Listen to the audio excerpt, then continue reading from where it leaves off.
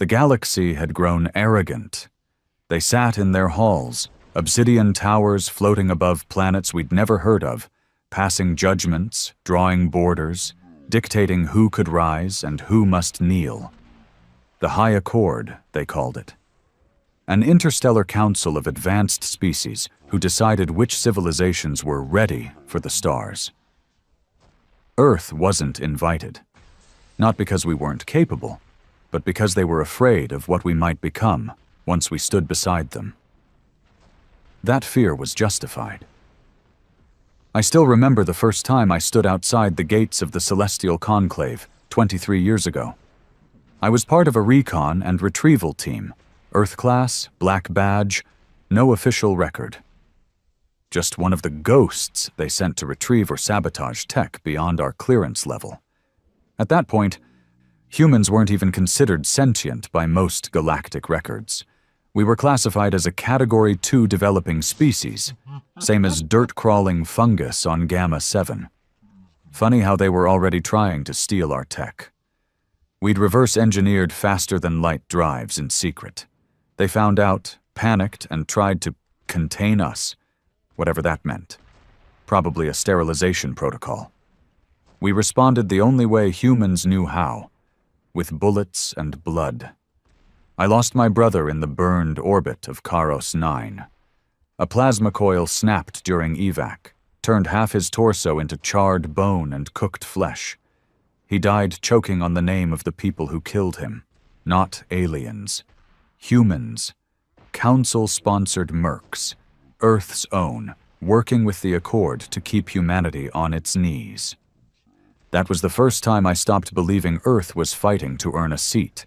That was the moment I realized. We were meant to take it.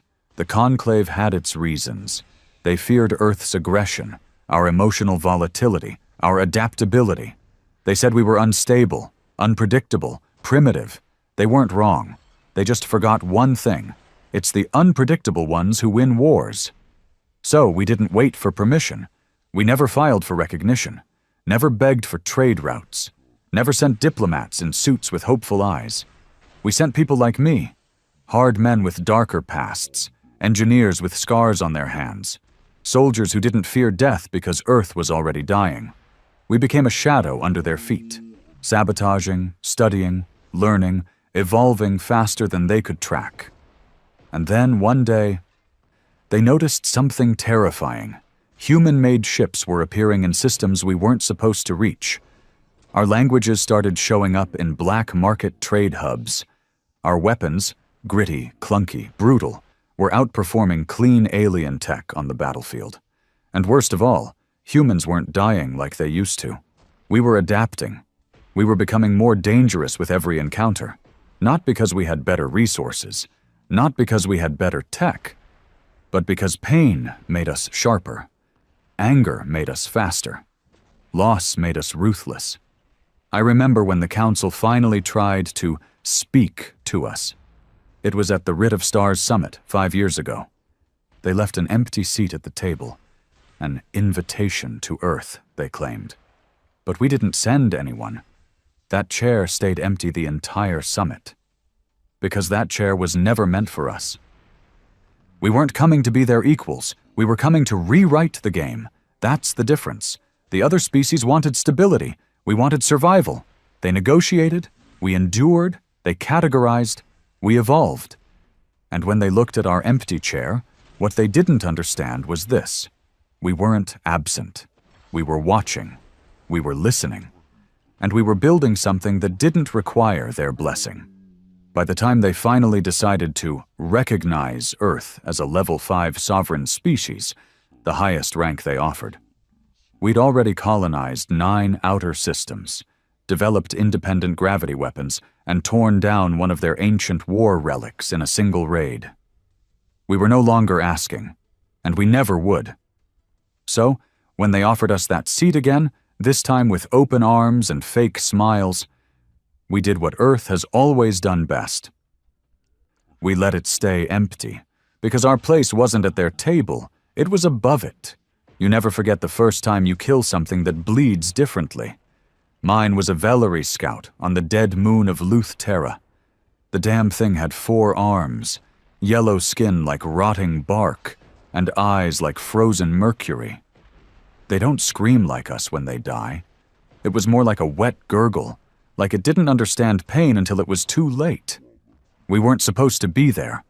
The mission was observation only, a silent scan and pull out. But I saw it crouched by the ridge, planting something in the ice. I remember the way its fingers twitched over the device like it was nervous. I fired before I even thought. Reflex. That was before we knew what they were doing, before we understood the stakes. The Valari weren't just scouts. They were terraformers. That little device was stage 1 of their quiet colonization protocol. They didn't ask for land. They infected it, changed atmospheres, altered plant life, poisoned water. And then, when the place was unlivable for humans, they declared it neutralized and moved in. We were already losing Earth. We weren't going to lose space, too. I dragged the Valari's corpse back to base. We cut it open, catalogued every inch. No guilt, no second thoughts. By then, Earth had turned all of us into tools. If you cried, you didn't belong out there. Command didn't punish me for breaking protocol. In fact, they promoted me. That's when I knew the rules didn't matter anymore. Only the results. The man who recruited me into Shade Division was older than war, and twice as angry. He had 1 arm, no family, and a past that was more red than black. Said his name was King, not Commander King or Agent King, just King. Names are vanity, he told me the day I joined. What matters is what you do with the time they let you live. That was Earth's motto, in a way. We were always dying, one disaster after another.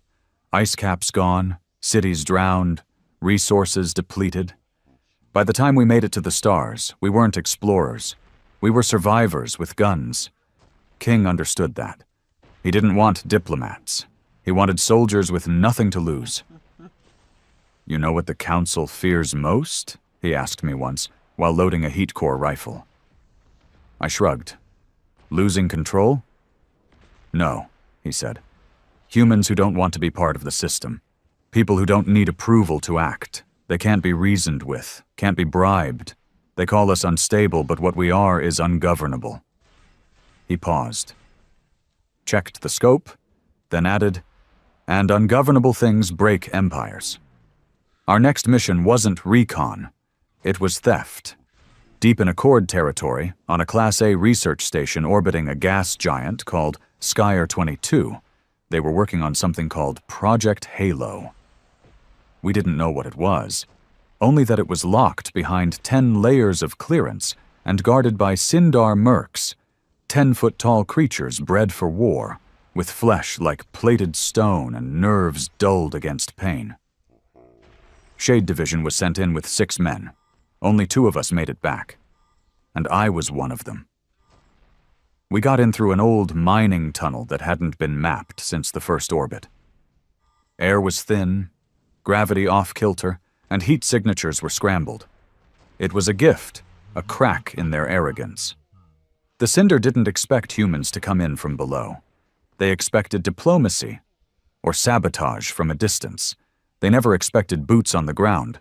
That was their mistake. We moved through the tunnels like rats with knives. Silent, quick, brutal. Each time we dropped one of those rock-skinned bastards, I felt a flicker of something I couldn't name. Not pride, not revenge, it was satisfaction. Because for once, they were afraid of us. When we reached the core chamber, I finally saw what Project Halo was. It wasn't a weapon. It was a gate. A prototype portal that could bridge light years instantly. No FTL drives.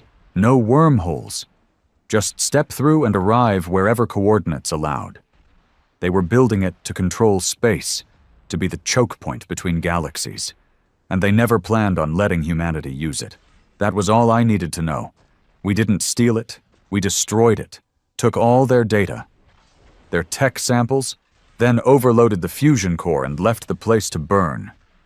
The station went dark 2 hours later. All hands lost. No survivors, at least according to their records. Earth never claimed responsibility. The Accord never accused us. But after that day, they changed all access protocols, doubled their guards.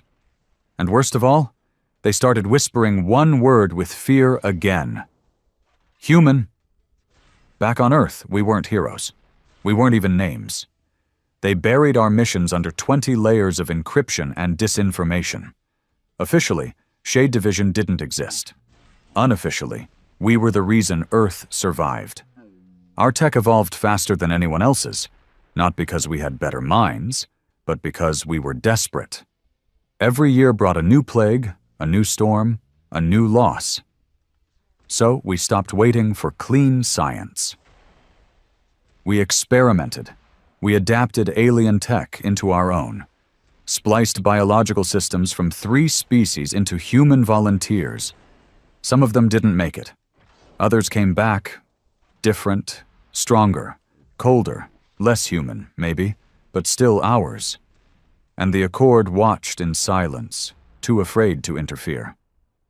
Because by then we had our own weapons, anti-gravity shells, EMP fields that could shut down entire fleets, handheld singularity bombs that collapsed ships into themselves. We didn't mass-produce them, we didn't sell them, we didn't even test them on friendly soil. We saved them, because we knew the day would come when they stopped pretending Earth didn't matter and tried to crush us for real. That day came on the edge of the Ecliptide border, a disputed zone between 3 Accord-controlled sectors and 2 newly colonized human systems. The Council sent a message demanding evacuation, citing illegal expansion and unregistered development. They gave us 48 hours to withdraw. We gave them silence. Then they sent a fleet. Not a warning strike, a full-blown armada, 17 ships, 3 dreadnoughts, over 12,000 troops. And standing between them and Earth's colonies, 4 human warships and 1 orbital platform still under construction. We should have lost. Every strategic model said we'd be wiped out in minutes, that Earth's colonies would fall in less than a day, that surrender was the only option. But models don't account for madness. The orbital platform, codenamed Iron Thorn, wasn't finished, but the AI core was online. And its developer, a man named Gray, had wired a final protocol into its logic, a failsafe. If the platform was compromised, it would initiate full-core detonation, enough to take out every ship in orbit, ours and theirs. We didn't even debate it. The last message broadcast from Iron Thorn before the explosion wasn't a plea. It was a warning. Earth doesn't recognize your authority. Approach, and you will burn. They thought we were bluffing. We weren't.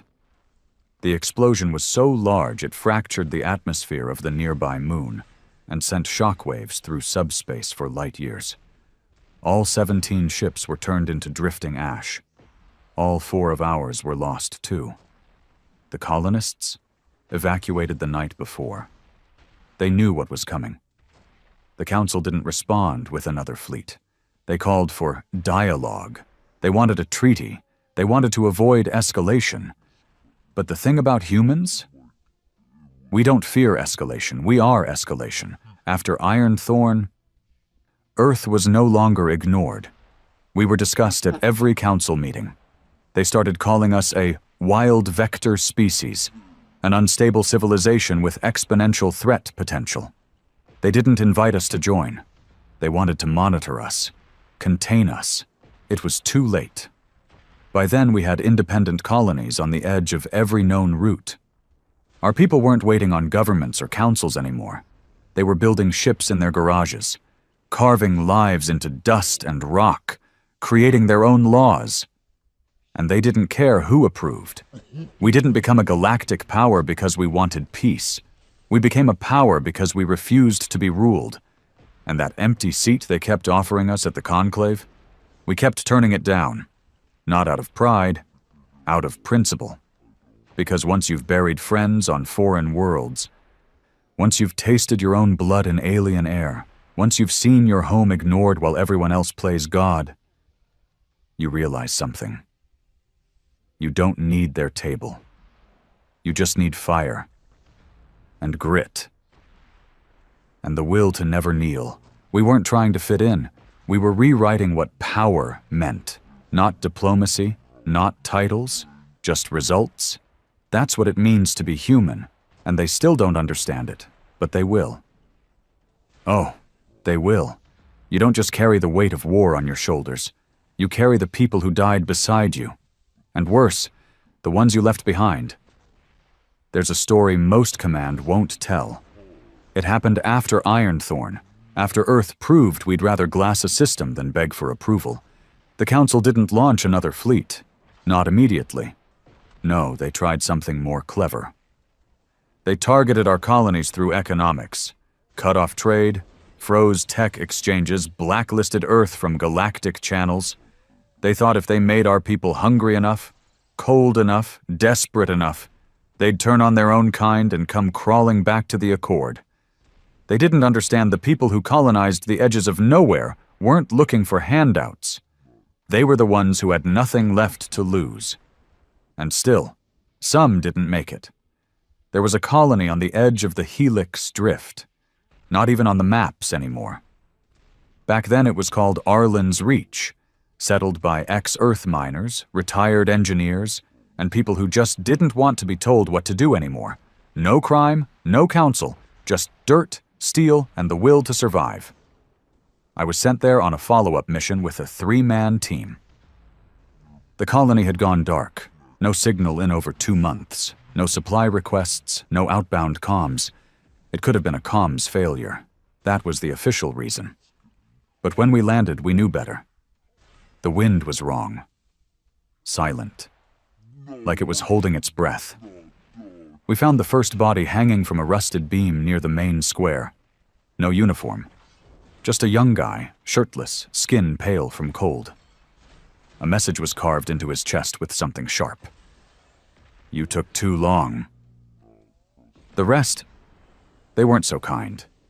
Some were frozen in their homes, some torn apart, left like warnings on rooftops. Kids, old men, mothers, no discrimination, no mercy, just systematic cruelty. I remember standing in that square, looking at the carnage, and feeling this thick, wet anger in my throat. Not grief, not yet. That came later. What hit me first was shame. We called ourselves protectors, said we were carving out freedom, said we were fighting so colonies like Arlen's Reach could live without fear. But we weren't there when they needed us. We were too busy trying to prove we mattered to the galaxy to realize our own people were dying in the dark. It wasn't aliens who did this. It was humans, syndicate contractors, privateers, paid off by the Council to send a message. This is what independence costs, they said, without ever saying it aloud. We found them 2 days later, camped in the ruins of an old mining shaft. 12 of them. Lightly armed, cocky, arrogant. Thought no one would come. We didn't talk. We didn't threaten. We burned them alive. They say revenge eats you from the inside, that it's poison, rot, something that makes you less than human. But standing in that firelight, watching the ones who killed our people scream, I didn't feel less. I felt whole. Not because killing them fixed anything, but because someone finally paid. And in a war where justice is rare, that was enough. I carried one thing back from Arlen's Reach, a battered old locket found near the wreckage of what used to be a schoolhouse. Inside was a picture of a girl, 7, maybe 8, missing front tooth, wearing a shirt that said, "First stars are ours." I didn't know her name. I still don't. But I wear that locket around my neck every time I go into combat. Not because I knew her, but because she reminds me what happens when we stop watching. The Council said Earth was reckless. Maybe. But that girl, she never got to be reckless. She died waiting for someone to care. That's on us. Command buried the incident. Said if the public found out, we'd have panic across the colonies. Said morale couldn't handle the truth. That was the moment I stopped listening to orders. We'd spent too long following protocols that didn't protect anyone, watching as our leaders negotiated with murderers, hoping the universe would finally treat us as equals. We weren't equals. We were prey, and the galaxy didn't fear diplomacy. It feared defiance. So we started building something new. Underground, off-grid, away from Earth's governments, away from Accord surveillance. We called it Redline. Not a base, not a command center. A movement. A collective of soldiers, engineers, rogue AI, off-world hackers, anyone who had seen too much and still came back swinging. Redline wasn't about control. It was about preparation. We knew the Council wouldn't stop. Their peace offers were just delays. Their treaties were traps. Every olive branch came with a noose. We knew they were planning something bigger, and next time they wouldn't underestimate us. So we trained. We built.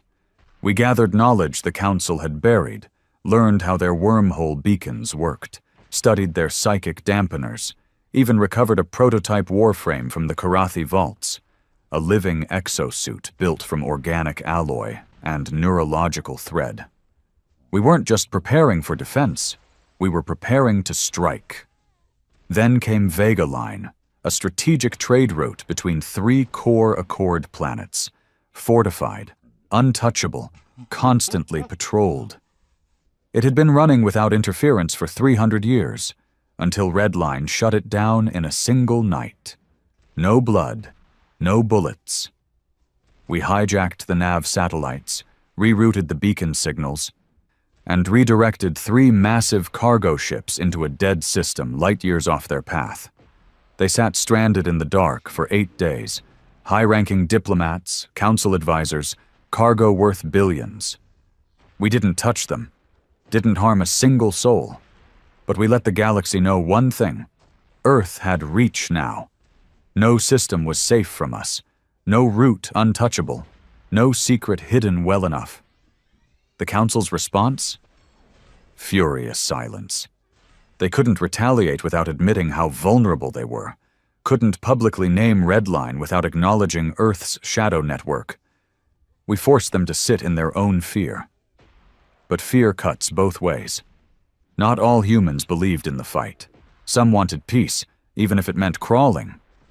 They started pushing back, said Redline was too extreme, said we were making enemies out of everyone, said we were terrorists, not patriots. I remember one of them, a former ambassador, slick hair, perfect teeth, voice like poisoned sugar. He stood on a podium back on Earth and said, "Humanity must earn its place, not by war, but by respect." That day, a Redline transmission hijacked every screen on Earth for 30 seconds. No face, no voice, just one message. Respect is not given, it is taken. After that, every whisper of rebellion faded. Not because we were loved, but because we were necessary. Redline wasn't perfect. We made mistakes, we lost people, good ones. But every operation made one thing clearer. The Accord wasn't built for peace, it was built for control. And Earth? We were the mistake they never accounted for. We were too chaotic, too emotional, too unwilling to obey, and that made us dangerous. So they began working on their final solution. Not extermination, not invasion, erasure. It started slow. Council archives began correcting data. Suddenly, early space history didn't mention Earth at all. Our tech was inspired by Accord collaboration. Our colonies labeled as independent assets. Then came the blackouts, entire human settlements disappearing from maps, their signals lost, AI records wiped, civilian transports rerouted into dead space. They were unmaking us, digitally, historically, as if they thought erasing our name would erase our presence. That's when Redline activated Protocol Null, a full system breach of the Accord's archive nexus. We hijacked every central record node, every public stream, every school database from here to the Helix ribbons. And we broadcast one thing, a message from the girl in the locket. Her voice, pieced together from family recordings, her image recreated from colony footage. She said, "My name is Mara. I lived on Arlen's Reach. I liked stars and stories, and I wanted to build ships when I grew up. But I never got to." Then silence. Then the screen flashed. "You will not erase us." The feed ended. The council didn't speak for 3 days, and Earth's seat at the conclave? Still empty, still waiting, but not for acceptance, for judgment. You think your enemies are the ones pointing guns at your head, but the worst ones? They smile when you enter the room, shake your hand, call you brother, then sell your soul for a seat at a table that was never meant for us. That's what happened to General Ivar Donnell. He was a name, once, a hero, the kind of man statues get built for, led the defense at the Rings of Solace, saved over 10,000 colonists during the Telemar collapse. The media painted him as Earth's Iron Heart, the perfect soldier. Loyal, steady, unbreakable. They forgot one thing. Every man has a price, and Ivar's was silence, bought by the Council in exchange for Earth's conditional entry into their outer networks. No voting rights, no council seat, just access to trade ports and diplomatic hearings. All he had to do was denounce Redline. He did it live. Global broadcast, full regalia, flags behind him, chest full of medals, and that dead, hollow voice that made my fists clench the second I heard it. These radicals do not speak for Earth. Their actions threaten peace.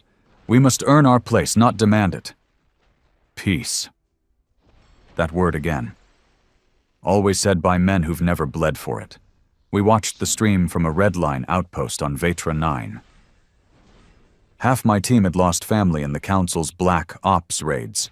One of them, Halder, a quiet engineer with burns up his arm from the Karathi vault job, took off his badge that night. "I didn't sign up to fight humans," he said. "I signed up to free them." He left the next morning. We never saw him again. That's when I realized Redline wasn't just fighting aliens anymore. We were about to fight ourselves. The first Earthside raid happened a week after Donnell's speech. Redline Command had a sleeper cell near Chicago Arcology. Just data runners and comms techs. No weapons, no armor, just people trying to keep our signal alive. The Earth Coalition's new Defense Integrity Division hit them in the middle of the night. No warning, no charges. Labeled them as domestic terrorists. Dragged them out in body bags. They burned the safe house to the ground. 2 of the techs were 16. No criminal records. Just smart kids who saw through the lies and decided to fight with code instead of guns. Their names were Sarai and Nix. I only knew them from encrypted logs. Nix used to sign every message with, "See you among the stars." Now they're just ash. I returned to Earth for the first time in 6 years after that. Illegally, of course. My face was on half a dozen no-entry lists. But Redline had roots through the old sewers of New Geneva. The kind of tunnels no coalition drone would bother mapping because it smelled too much like the end of the world down there. I didn't come for revenge. I came for my father. He was one of the original engineers behind the first Earth-made FTL drive. He never joined Redline. Said he believed in evolution. Not revolution. Said the system could be fixed. That belief broke when my mother died during the tech riots in Oslo. Stray pulse blast from coalition security while she was trying to protect a crowd of protesters.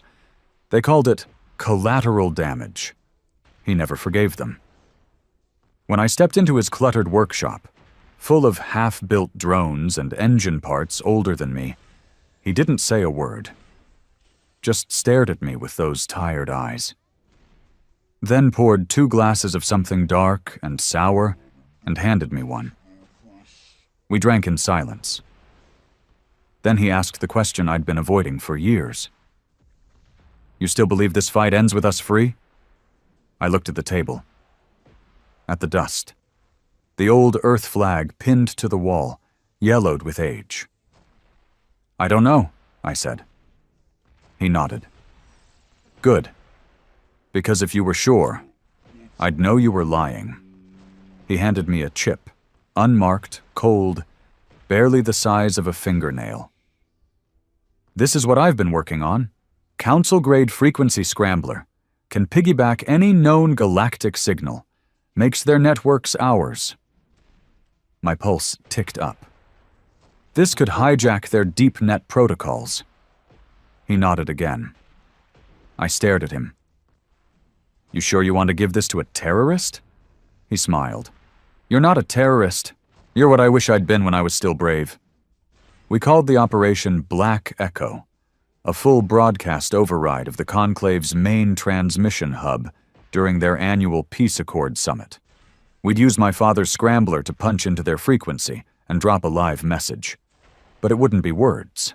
It'd be evidence. Footage from Arlen's Reach, logs from the burned safe house in Chicago.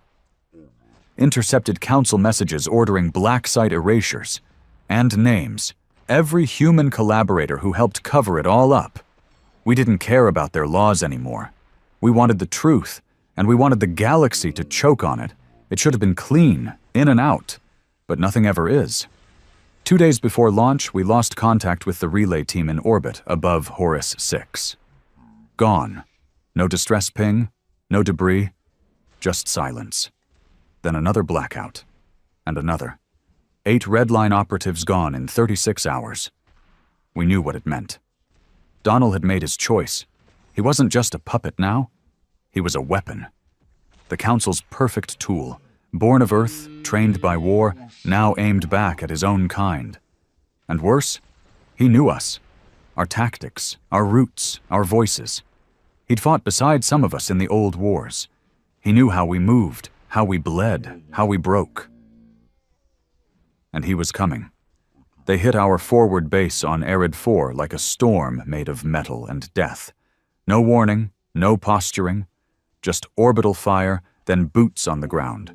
They didn't wear coalition colors, didn't wear Accord badges. They wore nothing. No names, no flags, just black armor and dead eyes. Ghost Division. We thought it was a myth. A council wet dream. A rumor. We were wrong. I watched 2 of my best men, Tom and Cade, get atomized before they could raise their weapons. I dragged Cade's remains out of the fire myself, bones like cracked glass in my arms. We lost 70% of the outpost, but we didn't lose the chip. That stayed with me. I ran through blood, through screams, through the smell of burning skin, and I held on to that tiny piece of hope like it was oxygen. Because if we lost this, if the Council erased us and the truth, then it was over, not just for Red Line, for humanity. We retreated to the Black Spire, a derelict station spinning dead near the edge of known space. Used to be a mining facility before the veins ran dry. Now it was ghosts and rats and people like us, unwanted. I met with the last Command Council of Red Line. 4 of us left. Me, Lau, a Martian-born field captain who once disarmed a reactor bomb with her bare hands. Sten, an AI core trapped in a shattered walker frame. And Eric, a boy, really, 17.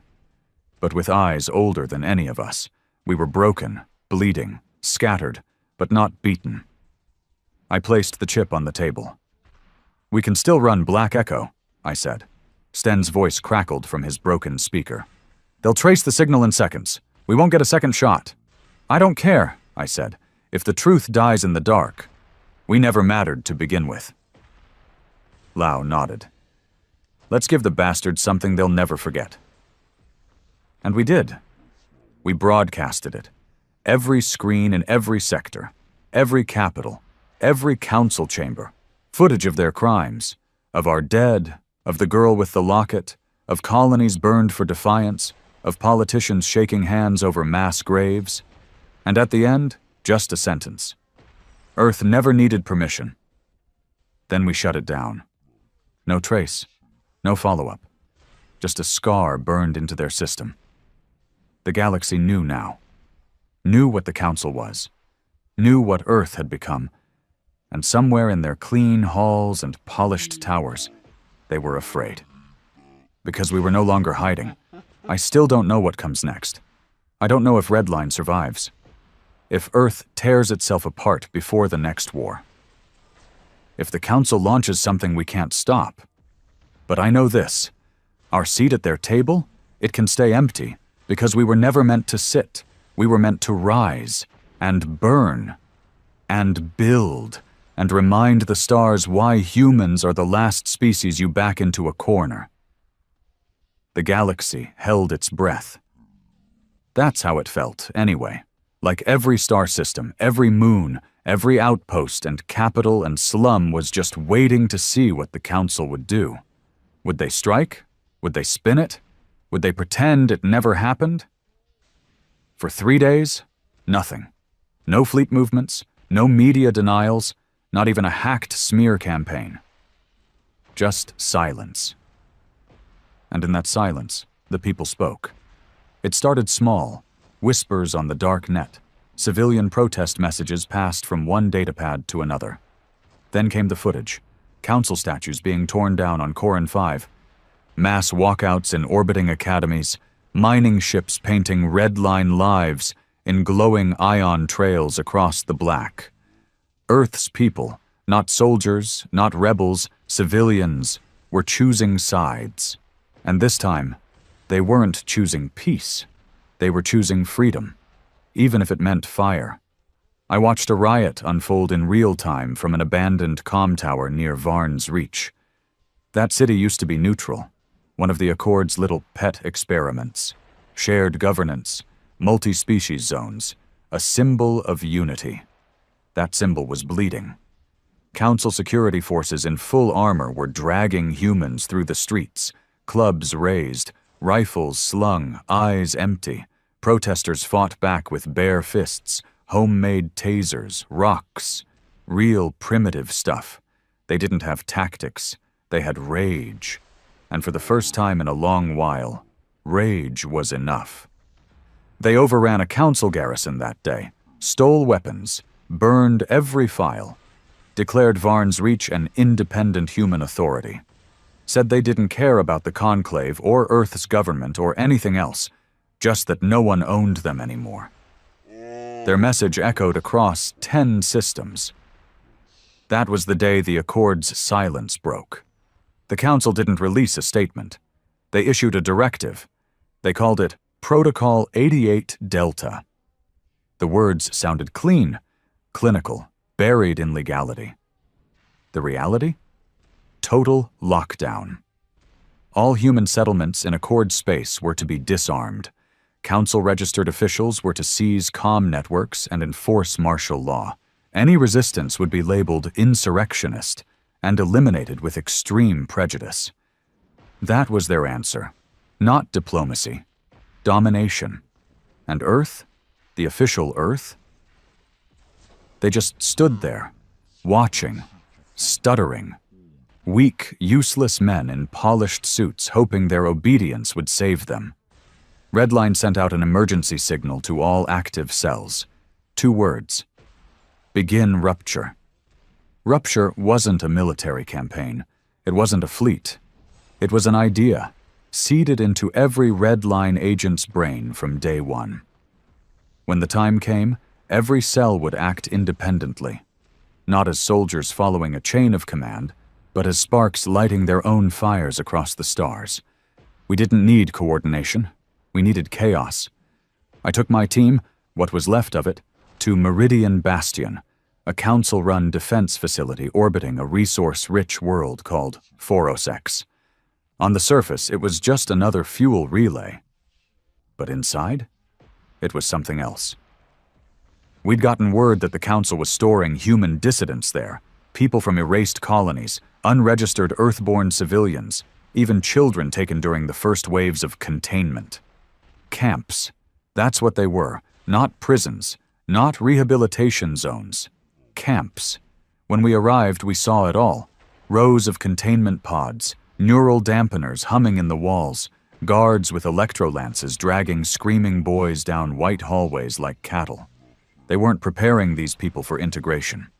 They were testing how far the mind could break before it stopped screaming. My rifle felt heavier than usual when I raised it. I didn't speak. I just started killing. We lost Lau in the second corridor. A pulse mine shredded half her chest. She bled out holding my hand, eyes locked on mine, no fear. Just resolve. "Tell them," she whispered. "Tell who?" I asked, already choking. She smiled, bloody and broken. "Everyone." Then she died. We breached the central tower and cut the power. The doors opened. The prisoners came out blind, limping, some crawling. None of them looked human anymore. Bones showing, faces sunken, minds gone. But they still breathed. So we carried them out. One by one. We didn't hold the station. We didn't need to. We left a message instead, burned into the walls with plasma torches. "You will not cage us again." And then we detonated the lower decks, watched it burn as our evac ship took us to black. Back on Earth, things were unraveling. The coalition was splitting in two, hardliners and sympathizers. Donnell still had the military, but the people? They were boiling. Civil unrest turned into resistance. Resistance turned into uprising. And still, the Council believed they could hold it all together with enough guns, enough propaganda, enough executions broadcast to make examples out of the brave. But something changed. Something they didn't expect. Unity. Not the kind you preach about in chambers. Not the kind you force at gunpoint. The real kind. The kind that forms when people bleed for the same truth. A small freighter crew, mechanics and traders, hijacked an Accord dreadnought in the Orion Line. A civilian union in Lunar 6 stopped exporting fuel to Council ships. A farming colony turned its crop machines into war rigs and declared open defiance.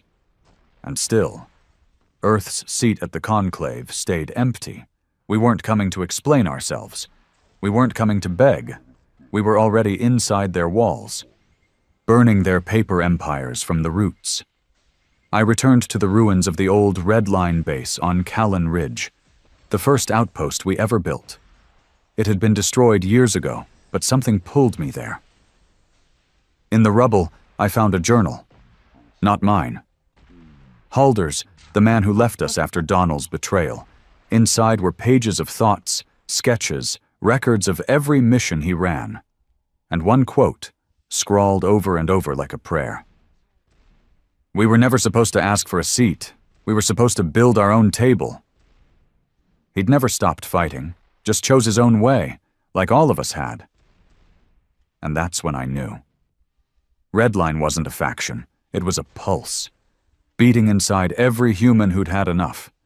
The war hadn't begun yet, not fully, but the world had changed. The Council had made one fatal mistake.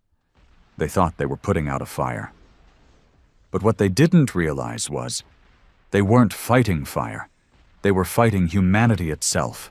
And we don't extinguish. We endure. We adapt. We evolve. And when we are cornered, when the cage closes, when the sky turns against us, we don't beg for mercy. We break the walls, and then we build something better. War doesn't start with a declaration. Not anymore. It starts with silence. The kind of silence you hear when ships stop answering pings, when a patrol doesn't return, when trade routes go dark and nobody sends a distress call, because they already know no help is coming. That's what happened in the Driftway, a key stretch of neutral trade space between 5 systems. Earth-backed merchants, Council-authorized docking stations, orbital fuel rings. Gone. All of it. No debris, no comm logs, just emptiness. We thought maybe the Council pulled their ships. Maybe it was a quiet move, another suffocation tactic. But when we finally got a recon drone close enough, we didn't find wreckage.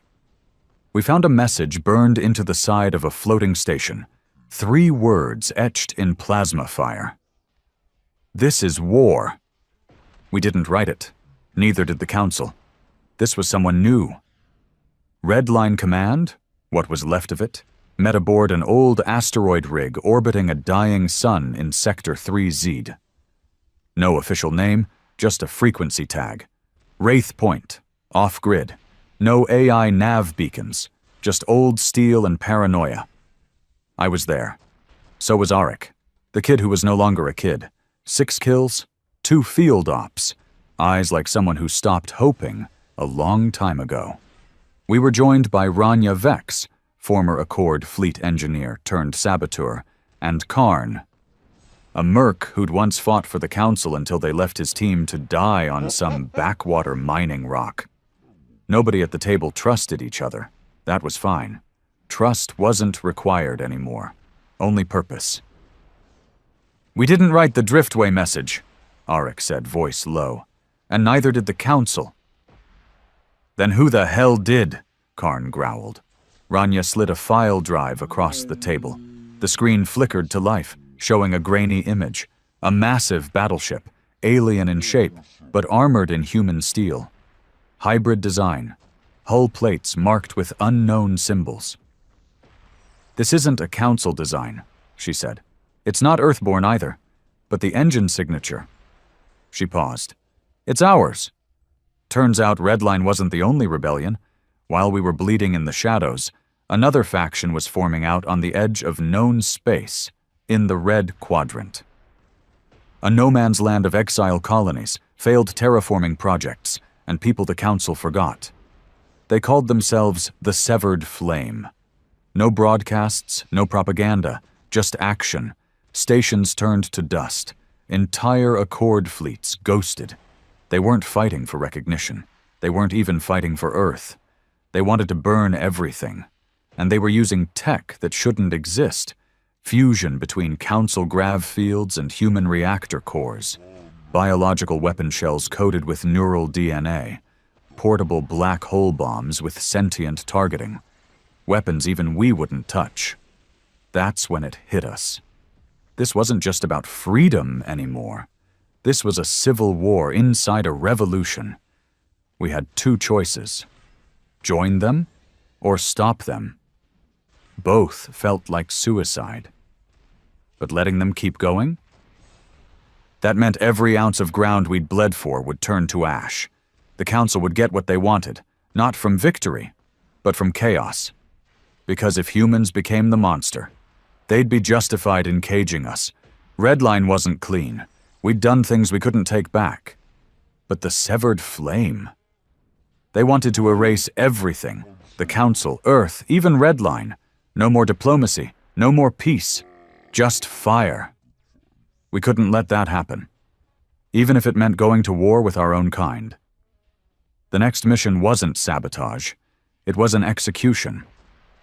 We found one of their outer scouts, a flame agent named Kell, running weapons through a Council salvage yard off Vega Prime. Looked barely older than Arik. Calm, sharp, way too calm. We cornered him inside an old gravity ring. Weapons up, masks down. I gave him one chance. "Stand down. Talk to us." He didn't flinch. "I already have," he said, and smiled. That's when we saw the trigger in his hand. It wasn't for explosives. It was a signal. He pressed it, and 3 seconds later, every station in the Vega sector went dark. They didn't bomb it. They collapsed the local quantum net. Thousands of navigation relays gone. Commerce, communication, planetary defense systems, all offline. No one could move. No one could call for help. He didn't care that we had guns to his head, because in his mind, he'd already won. We killed him. Not quickly, and not clean. But we made sure it wasn't broadcast, that his death wasn't a message. Because that's the thing about men like him, they want to die loud. So we made sure he died quiet. Then we got to work.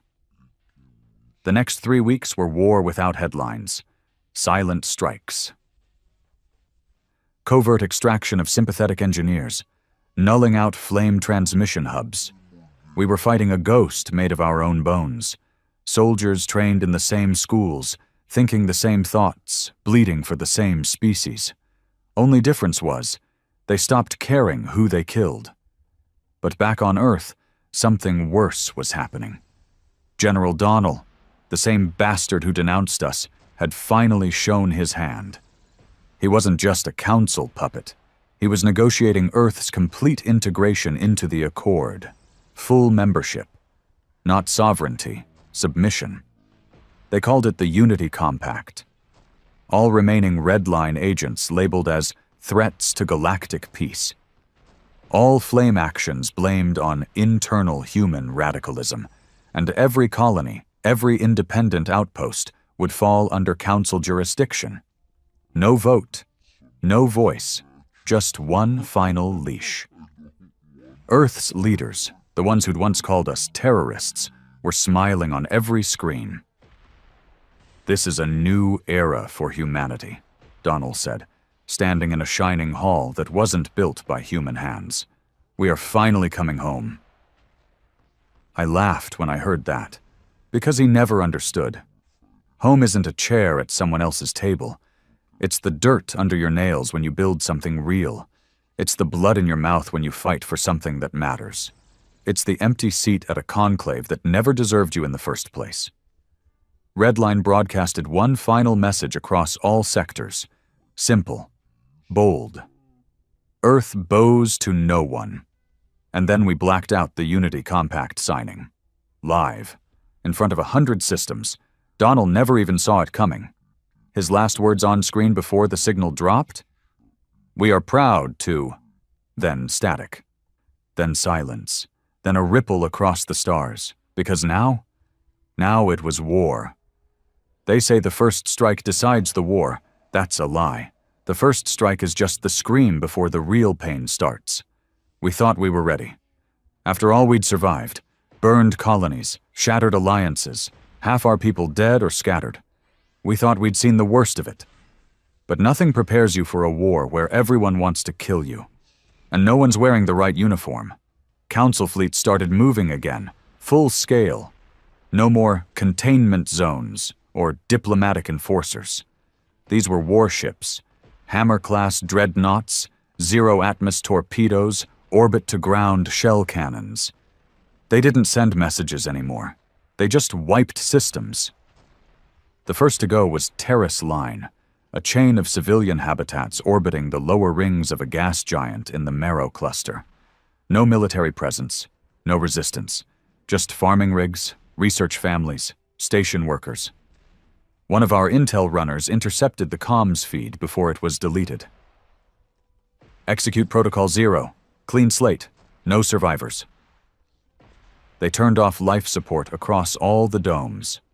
Pumped vacuum into schools, homes, hydro tanks. Mothers holding babies turned blue against the walls.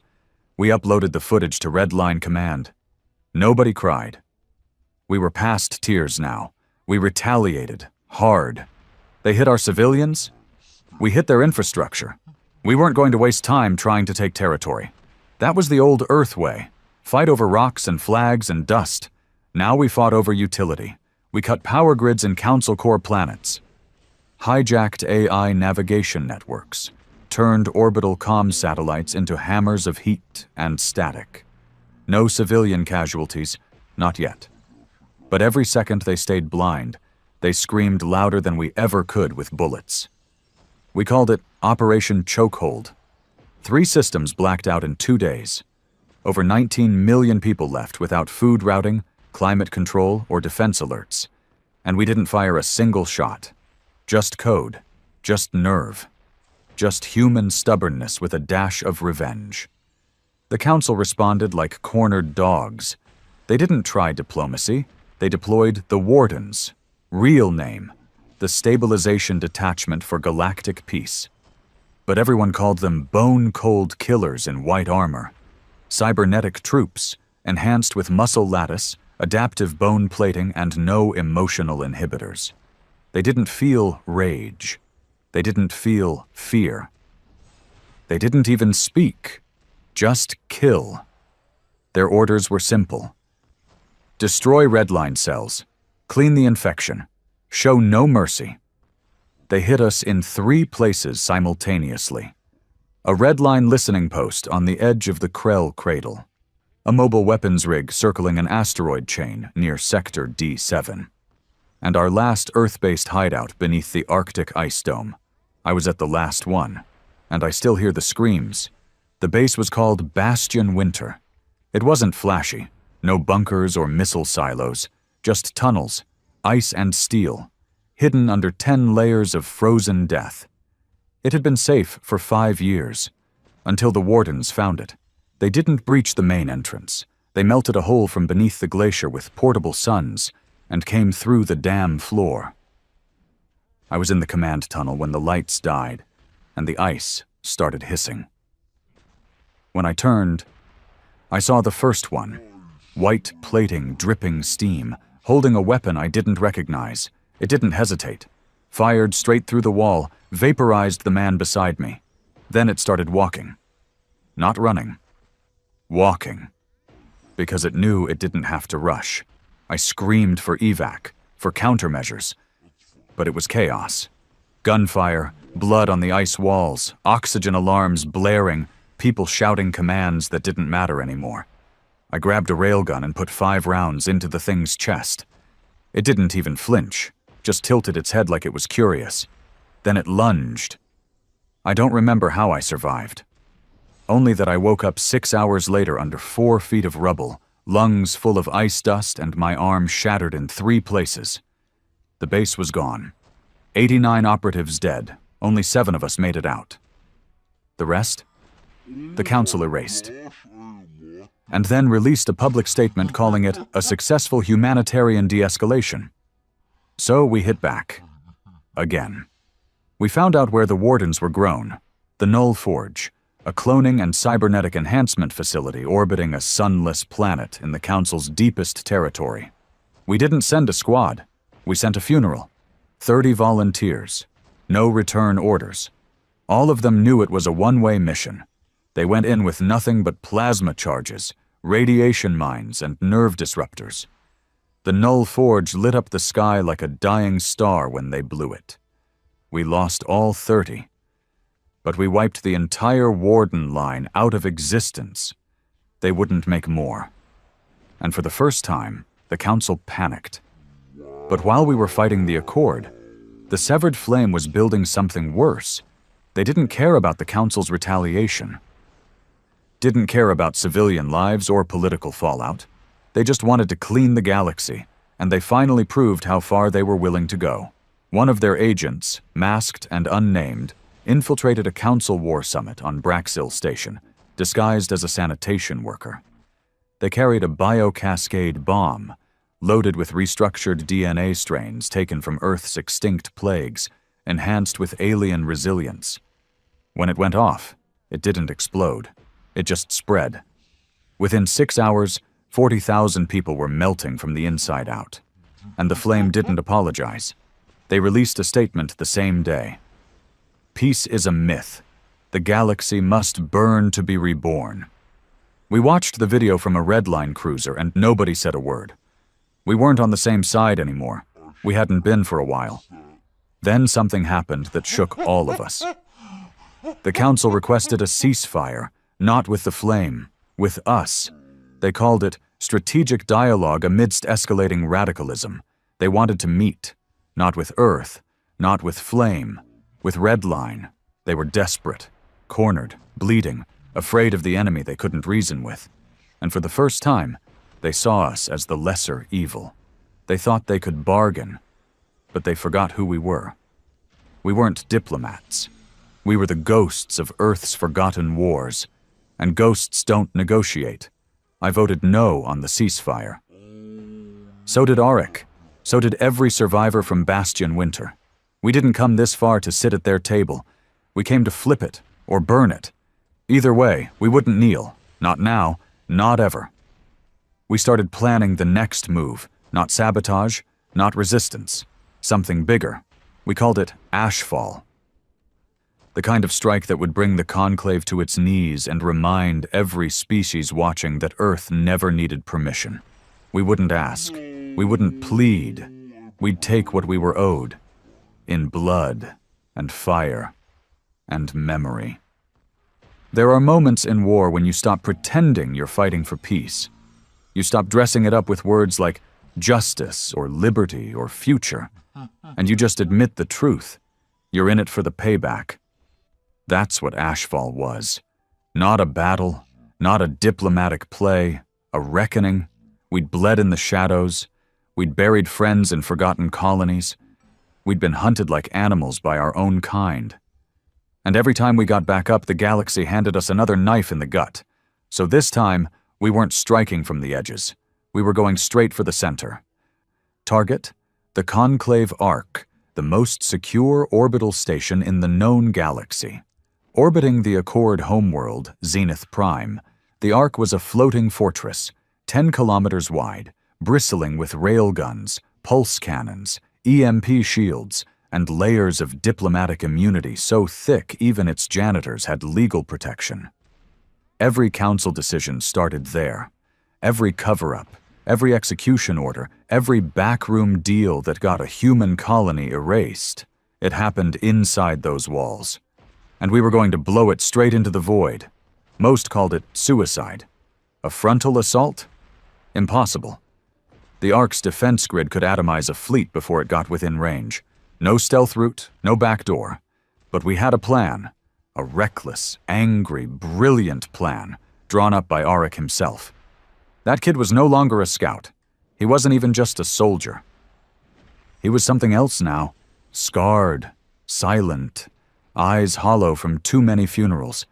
And that made him perfect. The idea was simple. We weren't going to attack the Ark. We were going to fly into it. There was a supply route, one used by neutral trading vessels, mostly diplomatic food shipments and tech maintenance crews. Heavily screened, yes, but with one vulnerability: biological clearance. See, every ship's crew was scanned for biometric signatures, not DNA, but nerve resonance, a unique echo that every living being gives off. The scans were too complex to fake, unless you had the original. Which we did. From a captured council diplomat named Sero Malex. He was still alive, barely, after flame raiders had torched his ship in a mistaken hit. We found him crawling through wreckage, blind in one eye, begging for death. We didn't give it to him. We took his clearance signature instead. And then we built a coffin ship. The Wraithblade was an old medical transport rig, reinforced with hull plates stolen from a council courier and rigged with a singularity core pulled out of an illegal flame reactor. It didn't carry weapons. It was the weapon. Packed inside its skeleton was a quantum destabilizer, stolen tech from one of the Council's black site science prisons. It had one purpose: rip gravity apart from the inside, activate it in the middle of a station, and the Ark would fold in on itself before anyone could scream. All we needed was to get it inside. That's where we came in. The insertion crew was 6 of us. Auric, myself, Sten, still half machine, voice distorted but sharper than any AI I'd ever met. Karn, the ex-council merc who'd once betrayed a command team and then burned his own name off the registry. Nola, our pilot, mute, eyes silver from retinal implants, but flew like the ship was part of her blood. And Reeves, a demolition expert who once wired a council cruiser to explode just from opening a door. We called ourselves Ghosts, because by the time we launched, we all knew we weren't coming back. Getting to Zenith Prime was a nightmare. Every Accord-aligned system was crawling with patrols. We had to skim black holes, pulse jump across collapsing asteroid belts, and twice hide inside junk freighters to avoid sensor sweeps. But Nola got us through. The moment we entered the diplomat corridor near Zenith Prime, our ship sent out the stolen signature. The beacon came back. Clearance approved. Docking in Hangar D9. That moment felt surreal, like we'd just been invited into the lion's mouth, and the damn thing smiled. Hangar D9 was pristine, white steel, guards in ceremonial robes, no real weapons, Just sidearms and protocol tablets. They were used to compliance, used to deference. Not one of them expected what happened next. Karn didn't wait for the doors to open all the way. He shot the first one through the eye. The rest went down fast. We weren't there to negotiate. We were there to destroy. We moved like phantoms through the Ark's hallways. It was strange, walking through the belly of the beast and seeing how clean it all was. No blood, no broken pipes, just sterile arrogance. People stared at us in shock. Most didn't even run. They couldn't process what was happening, and we didn't waste time explaining. Reeves set the core. 1 hour till activation. That was the plan. But then we hit the atrium, and everything changed. The atrium was a central chamber where council species gathered for rituals, symbolic garbage to affirm unity. A massive dome of glass and gold with an artificial sun hanging above. And in the center of it, Donnell, the traitor general himself, alive, calm, surrounded by a dozen guards, just standing there like he knew we were coming. Because he did. "You think this changes anything?" he said, voice echoing across the dome. "This is exactly what they wanted. Proof that humans are uncontrollable, that you can't be reasoned with." He stepped forward. No fear in his eyes, just this strange, calm pity. "I tried to give Earth a future. You're burning it down." Arik stepped out before I could stop him. He didn't raise his weapon. He just stared at Donnell. "I watched you sign away our sovereignty. It was the only way to survive." "No," Arik said. "It was the only way you survived." Then he pulled the trigger.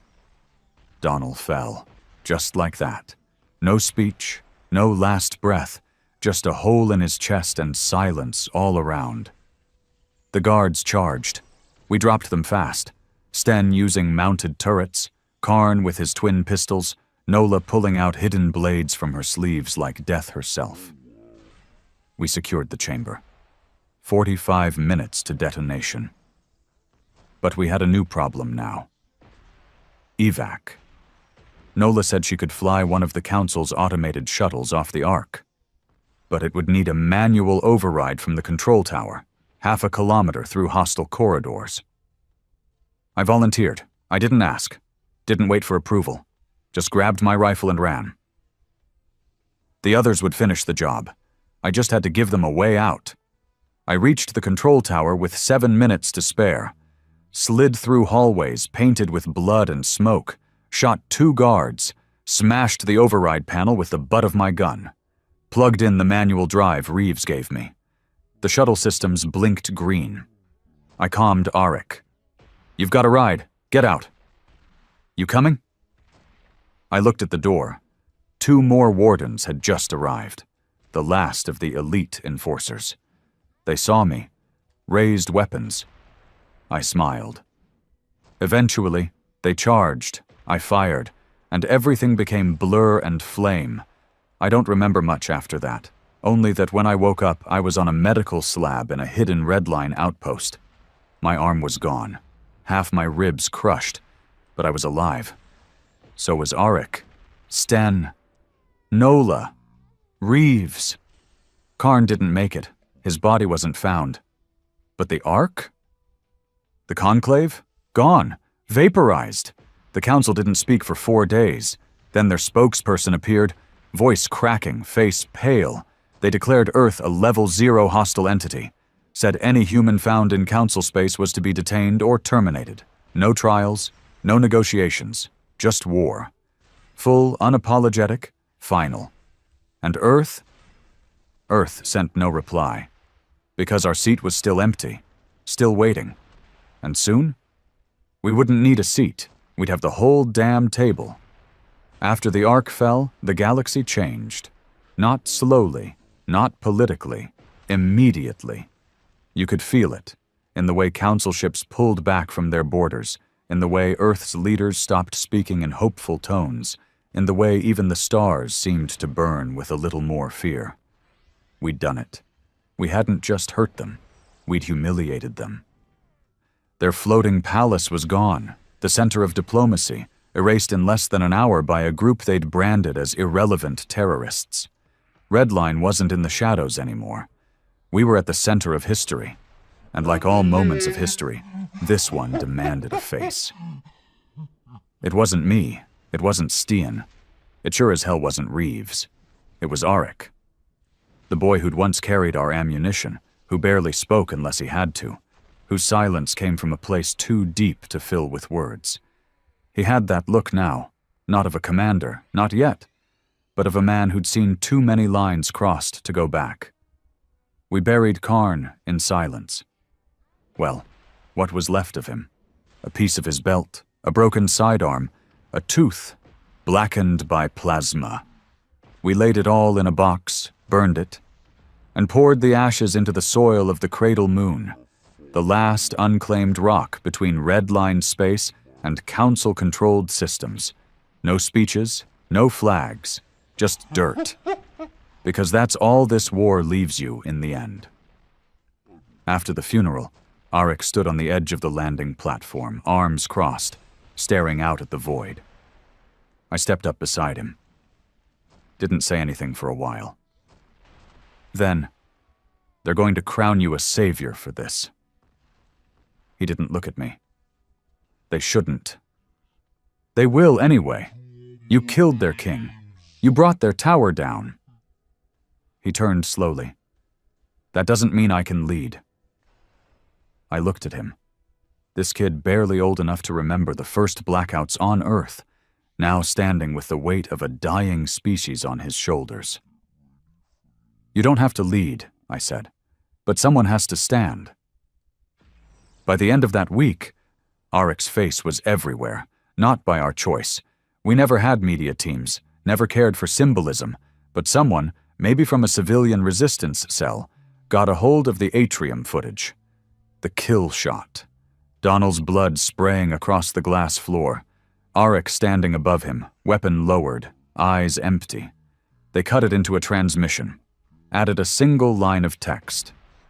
"He doesn't speak, he acts." It played across 13 systems before the Council could shut it down. It was messy, raw, unapproved, and it was perfect.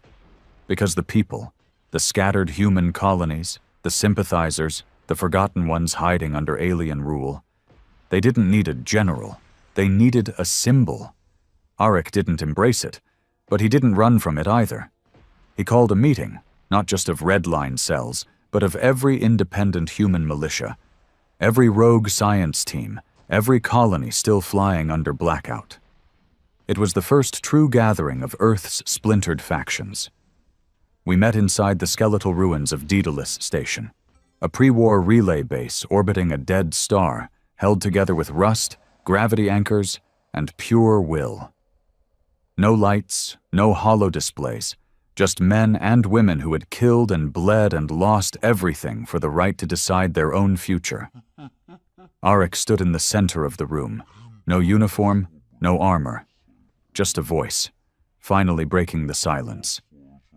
"I didn't ask for this," he began, "and I won't order anyone to follow me. But the Council isn't our only enemy anymore.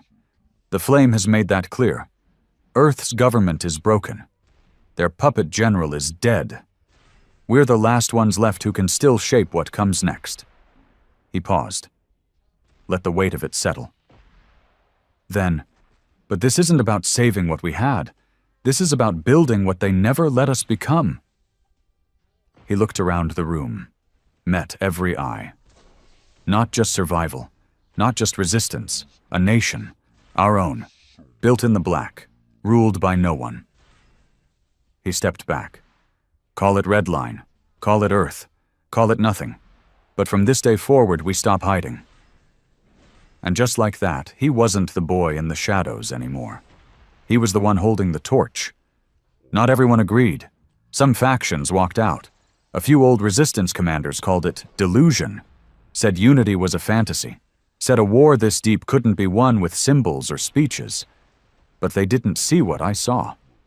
The way people leaned forward, the way silence cracked like ice under weight. The way people needed this to be real, We weren't just fighting now, we were becoming. We started building, not bunkers, settlements, outposts that weren't hidden, ships that weren't smuggled, codes and laws and infrastructure. We reached out to AI drifters, to old scientists who had gone rogue, to colonies so isolated they didn't even know the Ark had fallen. And slowly, painfully, Earth started rising again. Not the Earth in the blue and green books, not the myth of a perfect homeworld, but Earth as an idea. Raw, defiant, free. Then came the first Council strikeback. They didn't use weapons, they used division. A message was intercepted from an Accord channel, voice modulated, speaker unknown. But the offer was clear. Auric's days are numbered. Join the New Earth Coalition. Amnesty guaranteed. Protection from flame, from redline, from collapse. We don't want war. We want order. And it worked. Some of our allies turned. Outposts went dark. Supply ships vanished. One of our encryption hubs on Atlas 9 was bombed from the inside. A timer hidden in the comms relay. We lost 14 people, including Nola, Pilot, Ghost. The girl who never spoke but always listened. The detonation tore through the subdeck before we could even run a trace. Her retinal gear was all we found. Auric didn't speak for 2 days after that. He locked himself in what used to be her quarters, an old crash pod bolted into the command bay. No orders, no broadcasts, just silence. Until the night he walked into my quarters holding the retinal chip in his hand. He set it on the table, eyes unreadable. I thought we were building something real. We are. No, he said. We're building it on ghosts, on graves. I didn't answer. What could I say? He was right. That night, Auric released one more message. Just voice, no face, no name, a whisper. We don't fight to become what they are. We fight because we refuse to. And that was it. No threat, no retaliation, just a reminder. And somehow that made it louder than any explosion. By week's end, we had 24 systems flying under red line colors. No anthem, no flag, just an agreement, no kneeling, no submission, no forgetfulness. And yet, the flame hadn't moved. Not yet. Which meant something worse was coming. We had a nation rising from ash. And now, for the first time, we had something to lose. We always knew the flame wouldn't stay silent forever. That's the thing about extremists. They don't wait for a war to find them. They build one from bones and rage and then call it justice. So when the first attacks came, we weren't surprised. But we were wrong about one thing. We thought they'd strike our fleets, our relay points, our commanders. They didn't. They went for the civilians. It started on Drex Station, one of the newer Red Line settlements, full of engineers, tech salvagers, and ex-farmers trying to terraform their first habitable ring. No real defenses, just optimism and iron will. They were proud of it, called it Earth's second beginning. The flame turned it into a graveyard in 6 minutes, hijacked a water purification shuttle, turned the reservoir into a chemical dispersal system. No explosions, no alarms, just a slow, beautiful fog, nanite-laced, invisible to standard scans, designed to target nerve clusters in human tissue. The footage, God. People collapsed in the middle of meals, whole families frozen in pain. Children crying until their muscles locked and their lungs refused to breathe. Over 4,000 dead. The flame sent no apology, no explanation, just a single message transmitted in full-spectrum band. You traded your chains for a new cage. We'll tear down both. Auric didn't speak for hours after the report came in. He just stared at the map, the blinking red marker where Drex used to be. When he finally turned to us, his voice didn't rise, didn't crack. It just changed. Lower, colder. Find out where they launched it. Every route, every whisper. I want to know what fuel moved it, Who coded it? Who polished the hull? If they sold that tech, I want names. If they built it, I want coordinates. And then, with finality, no more silence. The search burned through 3 systems. Our agents swept through black market ports, intercepted flame frequencies, flipped 3 neutral smugglers for intel. One name kept coming up, Ravel Syndica, former council bioscientist turned flame sympathizer. Thought we were the lesser evil, but still evil. Had written papers calling humans an uncontrolled contagion of culture. Disappeared from Zenith space 2 years prior. Now resurfaced, operating under flame command from an abandoned research rig on the edge of Vorn Abyss, a black hole cluster that ate nav beacons for breakfast. It was a trap. But that didn't matter. We were going anyway. I led the strike team. Arik wanted to go, he really did, but for the first time the Council of Commanders said no. Redline couldn't afford to lose him. And for once, he listened. Maybe that's what leadership does. Makes you choose who gets to die so that others don't have to. Our ship, the Hollow Blade, ghosted through the abyss like it was built for death. No lights, no signals, no backup. Just 6 of us in vacuum gear, hardened armor, and a bay full of pain to deliver. Syndica's station floated like a wound, half collapsed, leaking atmosphere, automated drones drifting lifeless in the black. No defense grid. Another trap. We boarded anyway. Every step in those halls felt wrong. Gravity was inconsistent. Lights flickered but didn't go dark. Somewhere deep in the belly of the station, music played on a broken loop. Earth jazz from 200 years ago, warped and stretched. And then we found the lab. It wasn't a lab anymore. It was a shrine. Bodies pinned to the walls in perfect symmetry, vivisected, hollowed out, posed in mockery of prayer. Data drives pulsing with live code written in a hybrid language, part human, part flame. Syndica wasn't building a weapon, she was breeding one. Strains of nerve-reactive chemical agents, DNA splices designed to dissolve identity markers. Plague variants that could be keyed to ideology. No genetics, no bloodline, just belief. They weren't trying to kill humans. They were trying to erase Earth as a concept. We found her in the center of it, naked but wrapped in wires, her body plugged directly into the station's neural feed, eyes gone, replaced with interface lenses.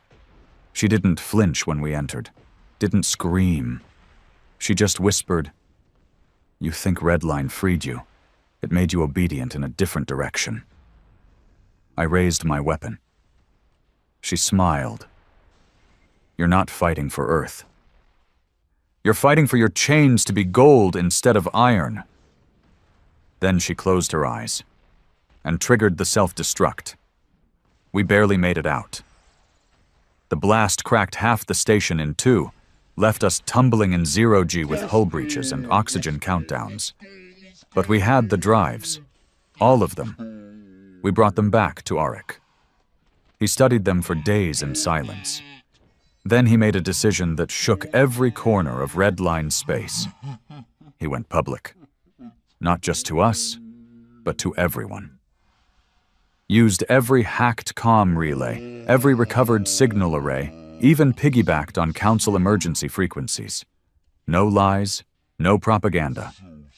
He showed the drives. He showed the plague designs. He showed the tortured bodies in Syndica's lab.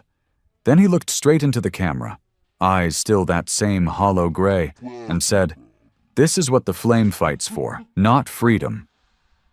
An ending, an end to our species, an end to our memory, an end to choice. We will not let that happen. We're not perfect, we've made mistakes, but we are not the enemy. We are the answer." The galaxy cracked in response. Neutral colonies started flying the Red Line sigil. Old Earth militias declared allegiance. Even former Accord citizens, alien-born, began transmitting support. For the first time, Red Line wasn't just a human rebellion, it was a coalition. because people didn't care who ruled anymore. They just wanted to survive, and we were the only ones still fighting like it mattered. But not everyone agreed. 3 of our own commanders broke off, claimed Arik was becoming exactly what he warned us about, a ruler in the making. Said Redline was drifting from resistance to empire. They fled with ships, weapons, and over 400 people. We let them go, but we marked their ID tags, because war doesn't wait for ideology, and betrayal always comes back. In the middle of all this, Earth, the old Earth, the government shell still clinging to relevance, sent us a message. Simple. 3 words. We are listening. Cowards. They hadn't lifted a hand while we bled. But now that we were winning hearts, now that the galaxy was starting to rally under our banner, now they wanted to talk?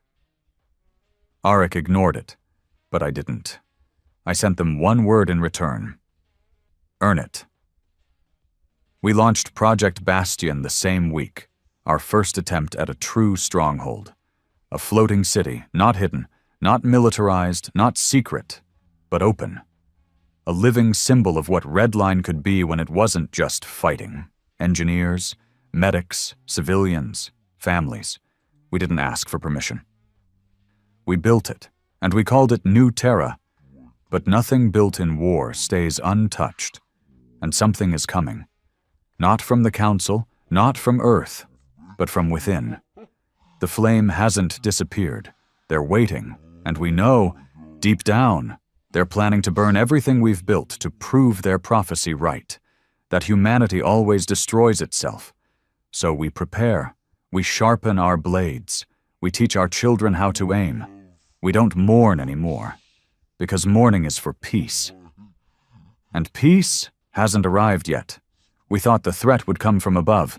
That's how it usually went. Ships on scanners, orbital warnings, explosions, alarms, orders shouted across control decks. We knew how to handle that kind of war. We were built for it. What we weren't ready for, not really, was what would happen when the war stopped knocking and walked right in wearing our colors. New Terra wasn't just a base. It was the first real city built entirely under Redline control, suspended in orbit around an unclaimed moon near the Gallus Rift, anchored by gravity claws and layered solar arrays. No military flags, no weapons openly displayed. It was meant to be a symbol, that we weren't just fighters, that we could build too. It had neighborhoods, shops, cafes, children.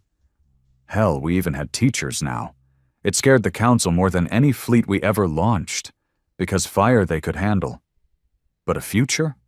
A place where humans stood on their own, governed themselves, and needed nothing from the rest of the galaxy? That was a threat they didn't know how to kill. So, they didn't try. But the flame did. The first sign something was wrong came in the form of a power anomaly. One of our engineers, Chaz Tiller, sharp kid from a broken colony near Vega Prime, noticed that an auxiliary conduit was drawing twice its usual energy. Not enough to raise alarms, but enough to mean someone was piggybacking.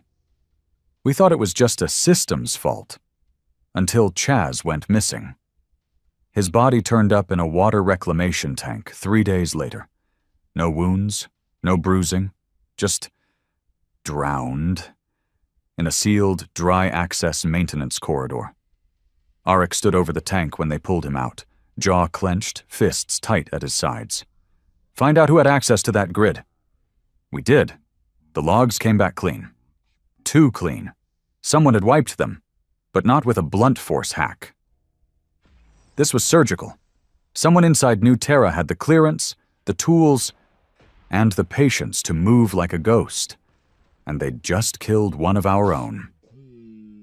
We formed a silent investigation unit, handpicked by Arik, including me, Sten, and a former flame defector named Ilra Van.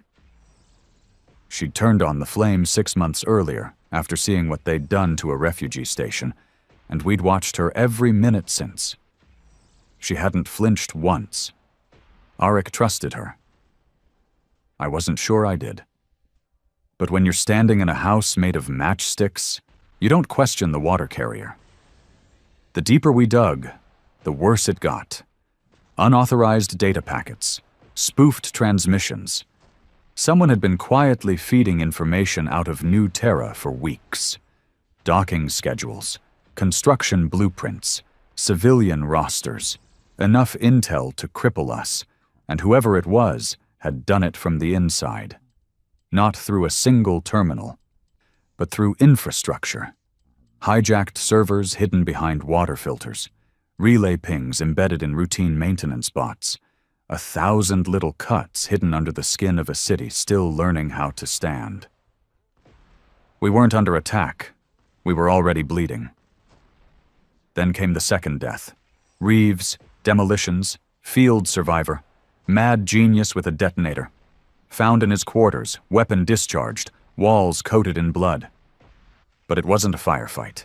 He'd fought someone. The furniture was shattered, a table leg embedded in the wall, blood under his nails that wasn't his. The kicker? No sign of forced entry. Whoever did it used his own code to walk in, slit his throat and make it look like he went out in a blaze. The room was staged, just like the station had been. Arik didn't call a meeting. He called a shutdown, full lockdown of New Terra. Every vent sealed, every dock locked, every civilian scanned, not to punish, to protect. He made the announcement from the central platform. No armor, no weapons, just a worn shirt, bruises under his eyes, and a voice that sounded more exhausted than angry. We fought every enemy the galaxy could throw at us. We bled in silence while the stars watched, and now someone thinks they can walk among us and kill like a ghost. Let them try. We're not just soldiers anymore. We're a people. And if you think we'll tear ourselves apart like the Flame believes, you're already dead. The lockdown held for 2 days. Then the hospital went dark. 17 people inside. Injured, recovering, mostly civilians. 1 child. By the time we reached it, the backup power had been rerouted through an illegal loop. The doors had locked from the outside. The air had been vented. All 17 dead. No alarms, no screams, just blue lips and silence. That's when we knew. This wasn't sabotage. This wasn't rebellion. This was cleansing. Someone wasn't just killing targets. They were sending a message. Your utopia is a lie. We tore New Terra apart. Infrared sweeps, DNA scans, AI-assisted memory dives, and finally, we got a lead. A face, barely captured on a glitching camera feed near the hospital generator. Grainy. Blurred. But familiar. Ilra Van. Sten and I confronted her in the agricultural dome, a false paradise of green growth and simulated sun, where people liked to walk to forget they were floating in a war. She didn't run. She didn't even look surprised. She just watched us with those calm, dark eyes. I knew it'd be you, she said to me. He never would have pulled the trigger himself. I raised my rifle. You killed civilians. I saved them, she replied, stepping forward. I gave them freedom from the lie. Red line isn't salvation. It's another cage. Arik's cage. Sten moved behind her, silent. You played loyal, I said. 6 months. She smiled. Long enough to watch your cracks form. I didn't ask for more. I pulled the trigger. 1 shot. Clean. Her body dropped among the rows of growing food, blood soaking the roots of earthborn wheat. Sten looked at me. That's not the last one. No, I said. But it's a start. Arik took the news in silence. He didn't ask for details. Didn't ask what her last words were. He just nodded, turned away, and said, Start preparing the civilians. For what? For war inside the walls. New Terra survived the Flame's ghost. But it didn't come out clean. People grew colder, less trusting. Every friendship now had a shadow. Every hallway a watchful camera. And Arik? He stopped smiling altogether. Not that he smiled much before, but something changed in his voice. Harder. Sharper. Like steel cooled too fast and never forgot the fire. That's the price of building something real. You stop just fearing your enemies. You start fearing your own failure. Because once people believe in you, once they build their lives around your cause, every mistake you make doesn't cost a battle. It costs faith. And faith, once broken, doesn't come back whole. Not in this war. Not in this life. They don't teach you how to govern. Not in the bunkers, not in the ruins, not in the back rooms where revolutions are planned with blood and tape and bad lighting. They teach you how to fight, how to kill, how to survive. But no one hands you a book and says, "Here's how to hold together a city built from the bones of 100 battles." And that's what New Terra was now. Not a base, not a station. A city, ours. And after the Flames' infiltration, after Ilra's betrayal, after the hospital massacre that left 17 dead and no peace left in anyone's chest, it felt like the walls were made of paper. And all of us, tired of bleeding ink, the Civilian Council, formed only weeks ago, demanded answers. I don't blame them. They'd signed up for Redline thinking they were joining something noble, a movement, a future, a place where Earth finally stood on its own without kneeling. Instead, they got curfews, blackouts, and lockdown patrols in their own streets. They didn't understand what it meant to lead in wartime. They weren't soldiers. They were builders, mothers, teachers, medics, engineers, people who believed they could finally stop running and start living. And we were standing in front of them in combat armor. That's when the cracks started showing. The emergency meeting was held in the atrium core, not some high-security chamber, but a public square meant for announcements, ceremonies, even weddings. Now it was a debate ring. Arik stood in the center.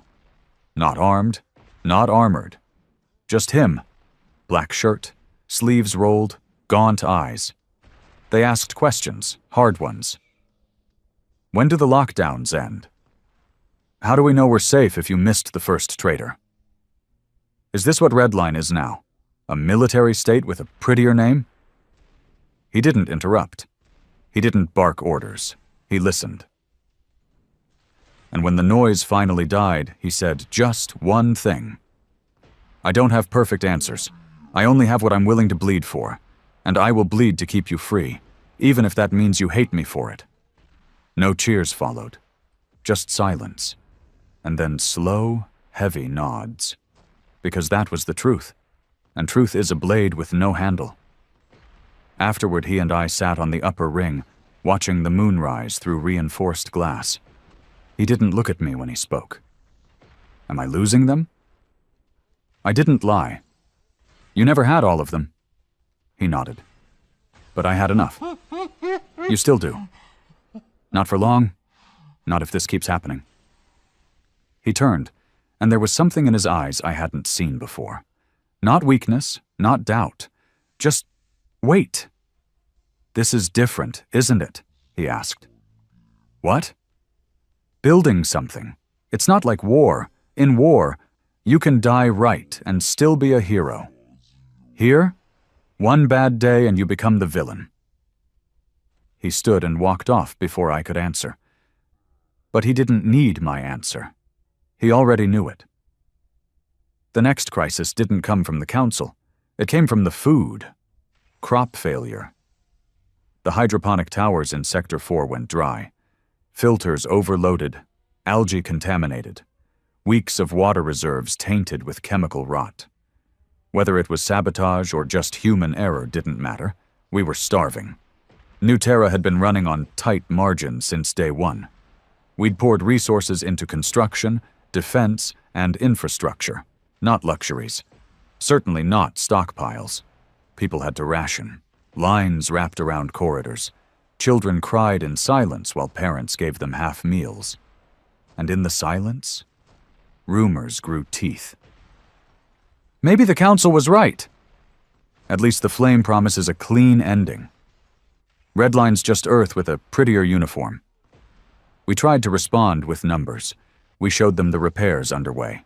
We released video feeds from engineers in the trenches. But logic doesn't feed the hungry. Only food does. And we didn't have enough. That's when the riots began. Small at first. Protests, banners, shouting matches near distribution stations. Then broken windows. Then fists. Then one of the medtech centers was set on fire. By our own. Someone screamed on the intercom. "You promised us a new world. You just gave us a cage with better views." The fire was controlled. But the message? It wasn't going out. It was growing inside. Arik didn't lash out. He didn't declare martial law. Instead, he went down to the distribution center himself. Walked through the crowds, took off his ID badge, carried water with the volunteers. I watched from a rooftop. No bodyguards, no speeches, just a man moving through the grief. And for a moment, the shouting stopped. Someone handed him a spoonful of rationed soup. He ate it. No complaint. No camera. No fanfare. Just a quiet admission. I'm one of you. And sometimes, that's enough. We secured an emergency trade convoy 3 days later. 3 cargo freighters full of nutrient paste, filtered water, and solar kits. Paid for in blood and blackmail, old red line contacts, neutral smugglers who owed us favors from the days when we didn't even have names. They delivered. And that bought us a month, maybe 2. But even survival comes with consequences. Word of New Terra's vulnerability spread faster than light. To Earth's loyalists, to the Flame. To the Council. To everyone who'd been watching, waiting for the cracks to show. Now they had coordinates. Now they had reason. And we knew the silence was just the inhale before the next wave hit. I asked Arik, days later, what we'd do if New Terra fell. He didn't hesitate. We build another one. And if that one falls, we build again. He looked at me, tired, but not empty. They can kill the city, but they can't kill the idea. That's when I realized something. He wasn't holding Redline together with guns or speeches.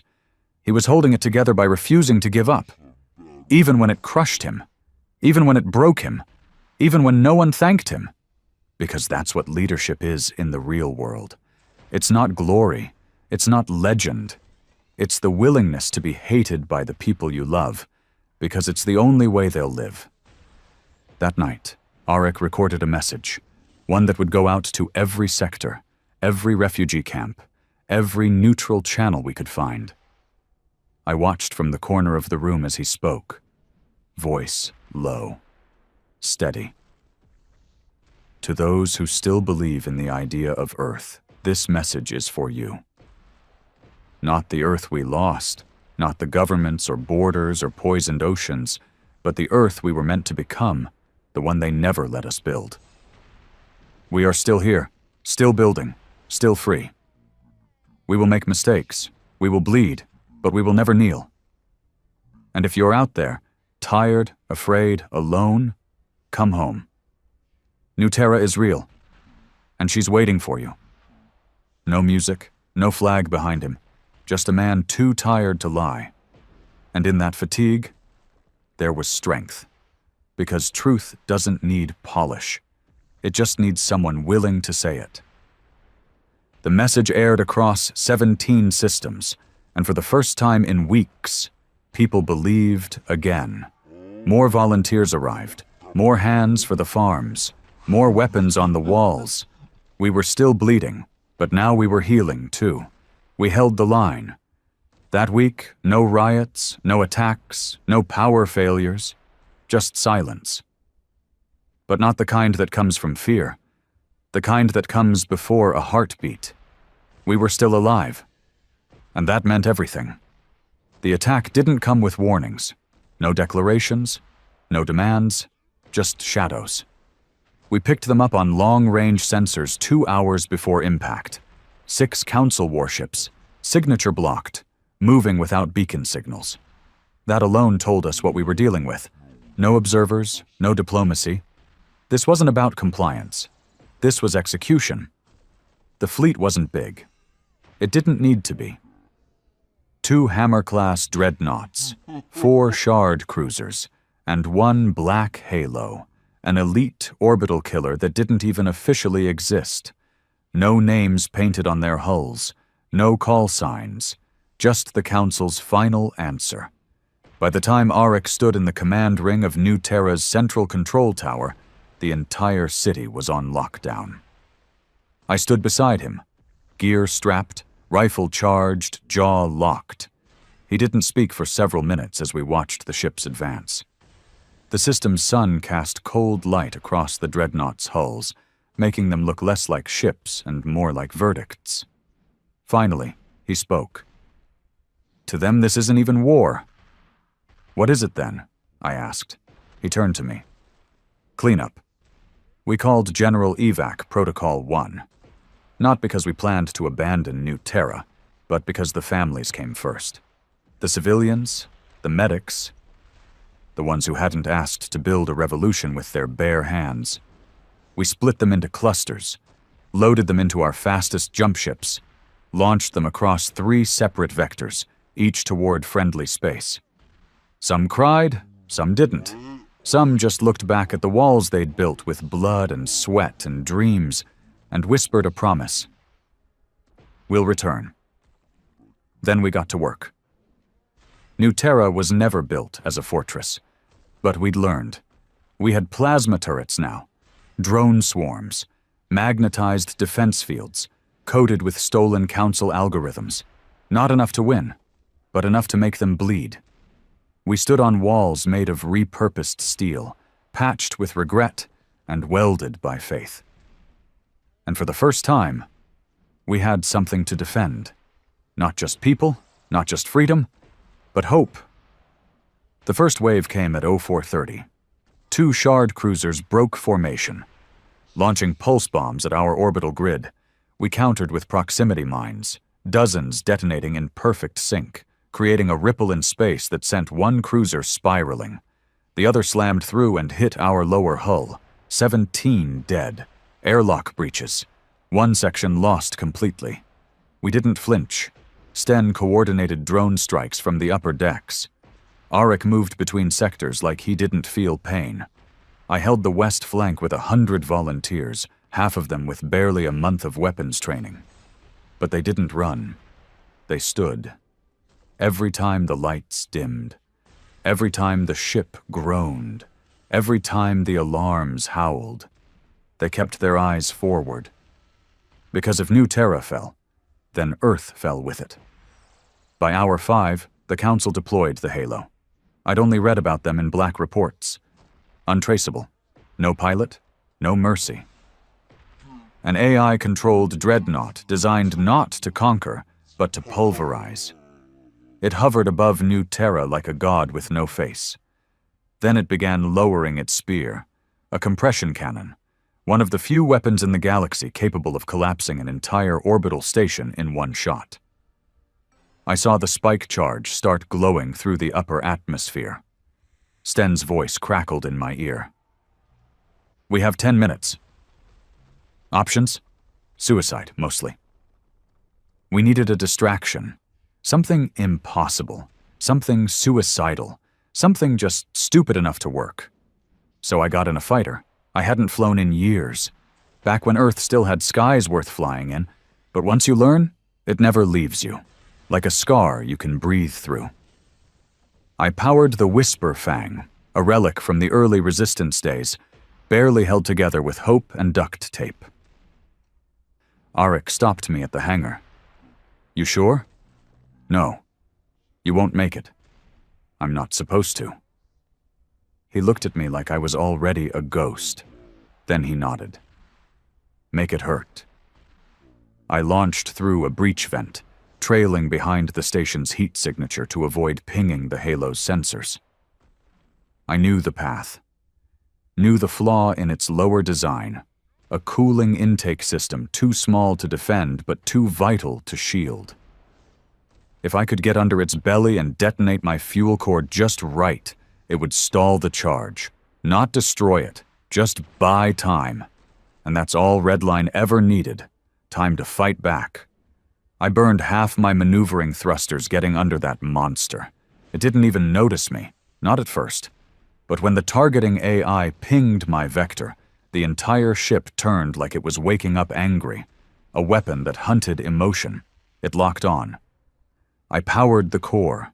It charged faster than I expected. Too fast. And for a second, I thought of Earth.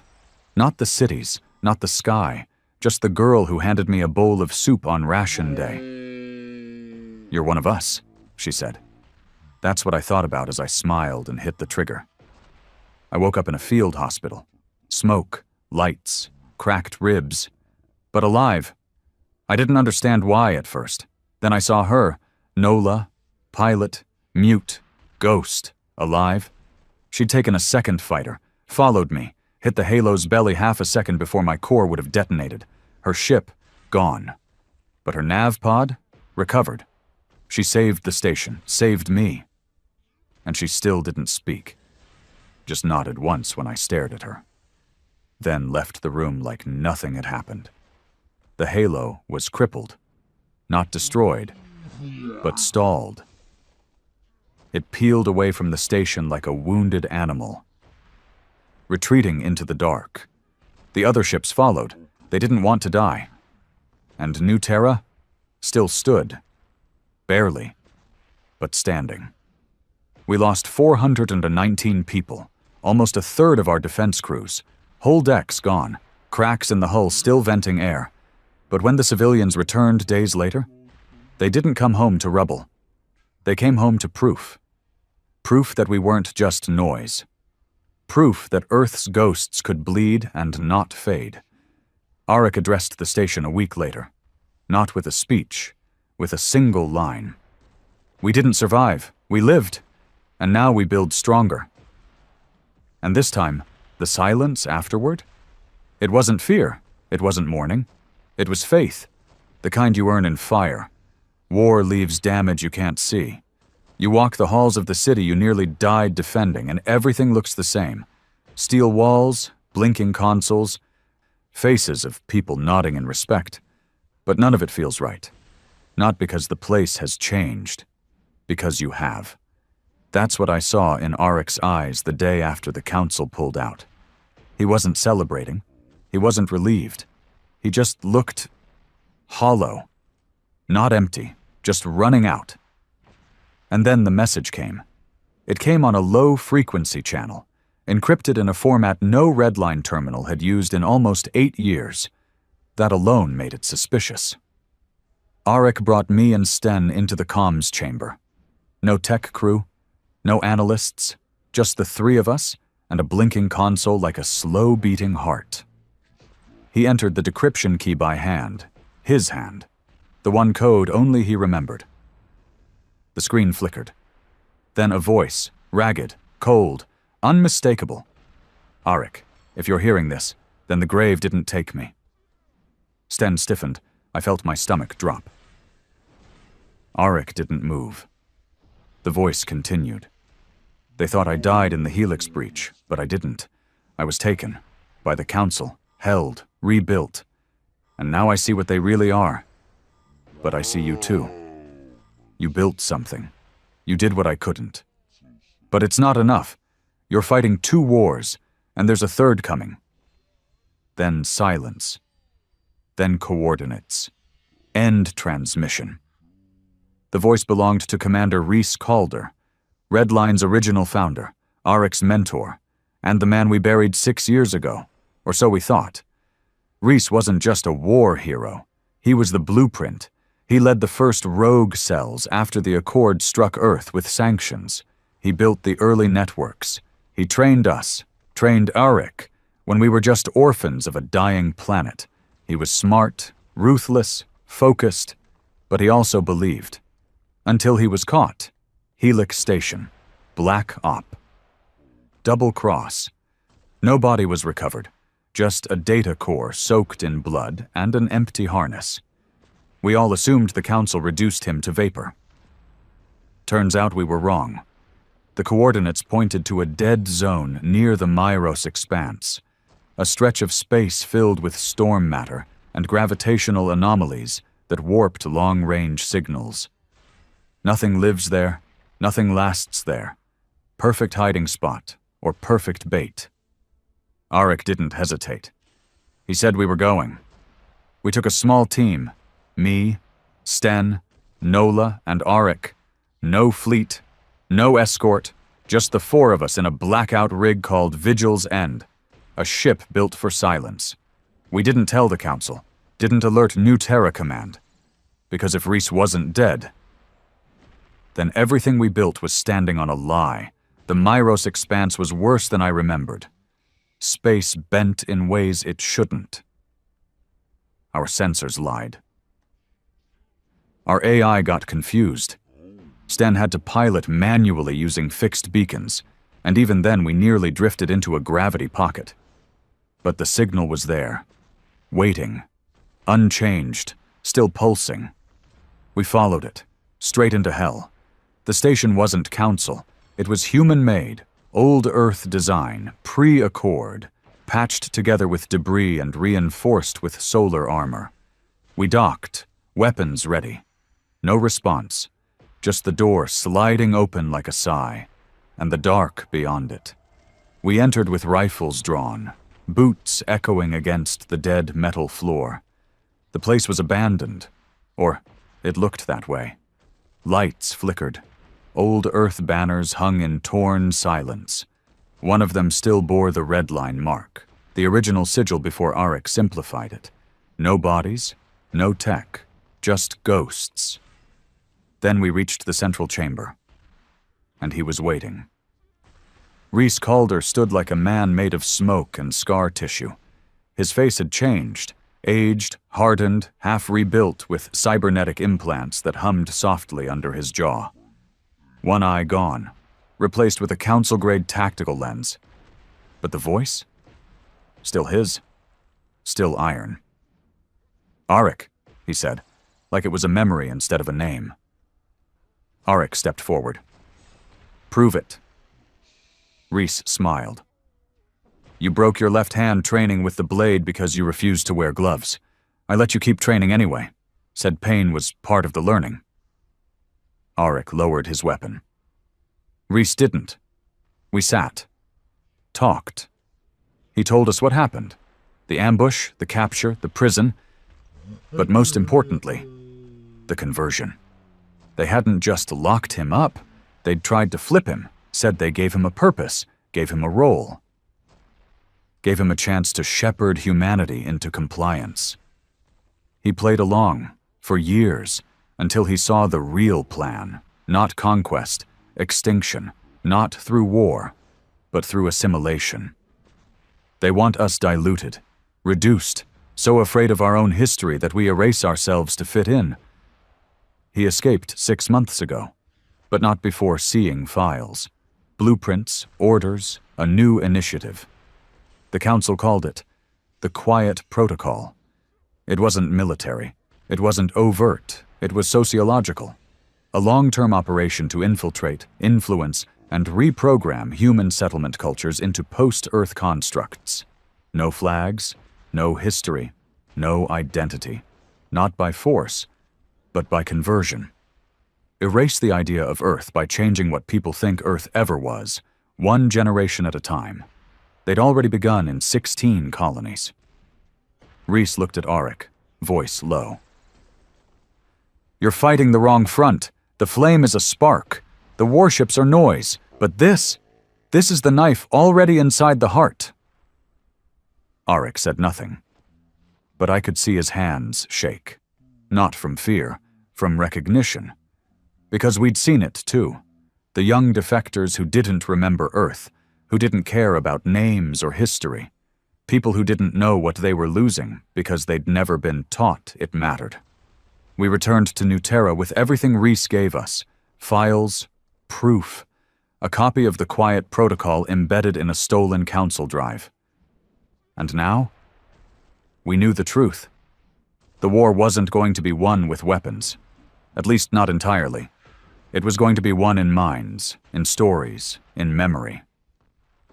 Arik addressed the entire city the next day. No armor, no tactics, just truth. They don't need to kill us. They just need to make us forget who we were. Earth isn't a planet anymore. It's a belief. And they fear that belief more than our bullets. So we remember. We teach. We build. And we fight. Not just for land, not just for survival, but for the idea that we never needed permission to exist. And we never will. The city didn't erupt in cheers, just quiet nods, tears, some standing straighter than they had before. That was enough. The Council's weapons had failed.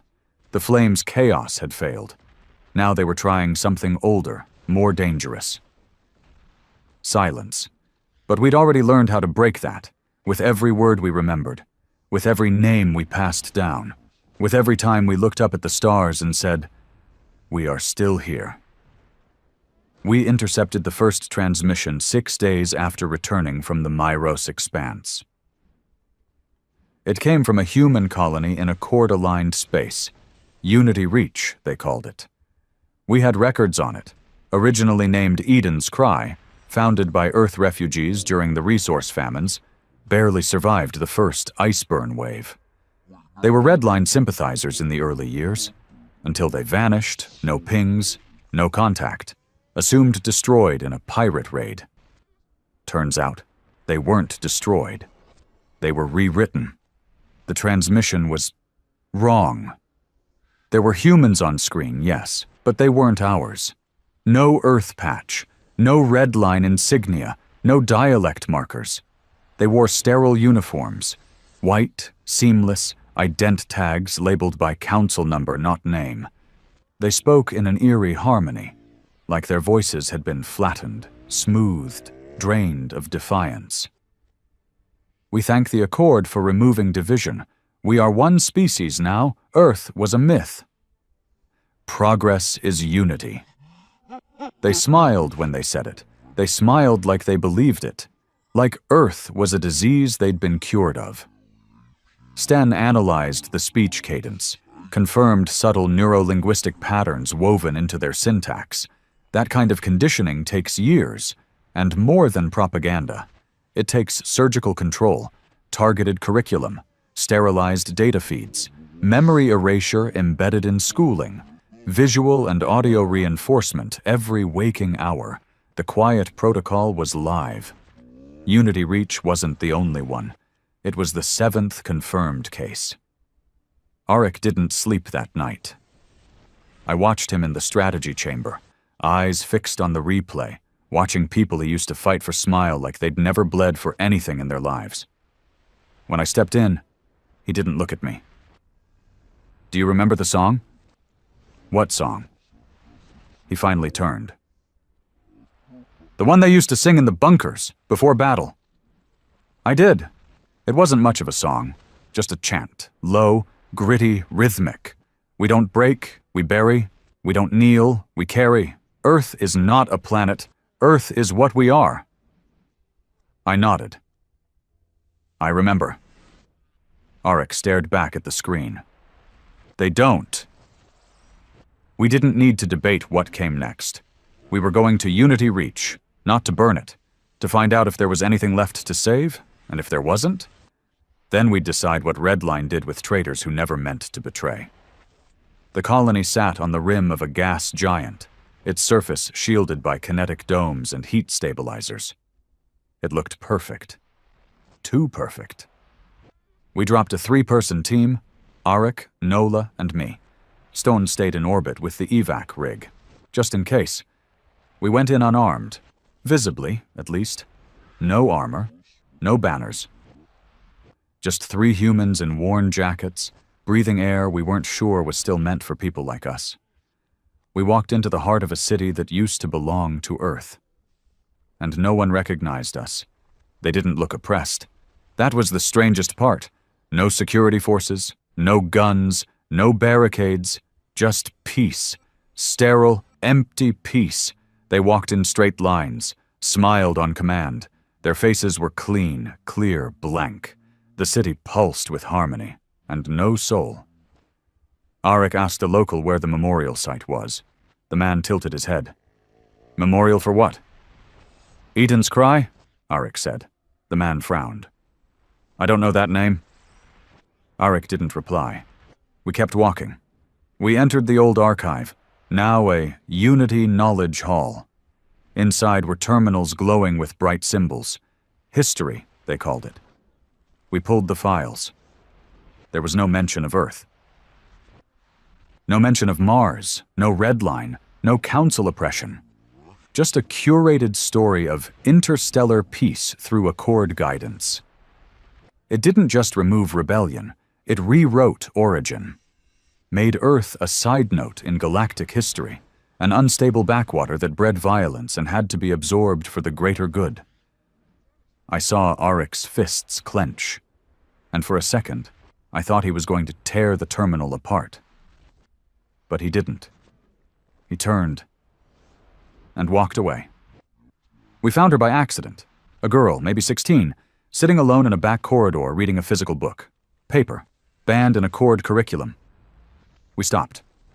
She looked up, wide eyes, a little fear, a little curiosity. Arik knelt. What's your name? She hesitated, then whispered, Lyra? He smiled. That's an Earth name. Her eyes flickered. They say it's not, but I found this. She held up the book. It was old, worn, missing the cover. Inside were stories, Earth stories, fables, war tales, journal pages from colonists on Mars, resistance poetry, smuggled, hidden, preserved. Arik's voice caught. Where did you get this? My grandmother left it before she went to the reconditioning center. Said it was the truth beneath the quiet. My heart dropped. Reconditioning. The Council's method for breaking the ones who didn't submit quietly. We asked her where the center was. She gave us directions, then added, If you go there, you won't come back. Arik nodded. We're not here to come back. The reconditioning center wasn't a prison. It was a clinic. White walls, soft voices, recliners, doctors with gentle eyes and scalpels hidden in their words. They took in dissidents and sent out obedience. We entered under false IDs. Security barely scanned us. That's how confident they were.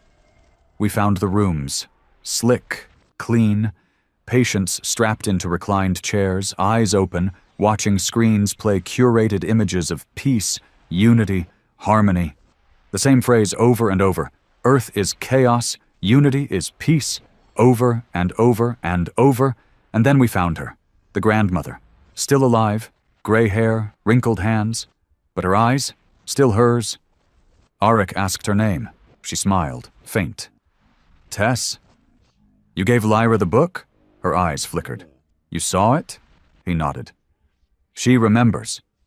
Tess's voice cracked. Then I can die now. Arik knelt, took her hand. You don't have to. She gripped him like a ghost clinging to her last body.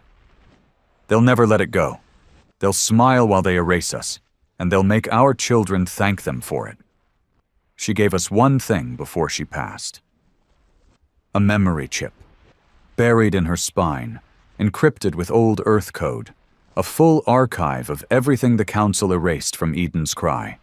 We didn't start a firefight. We didn't ignite rebellion. We just left. Quiet, like ghosts, with proof.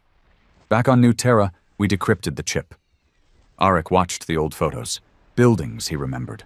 Names he'd written into the Red Line oath. Footage of protests, battles, losses, the real Eden's Cry, now called Unity Reach.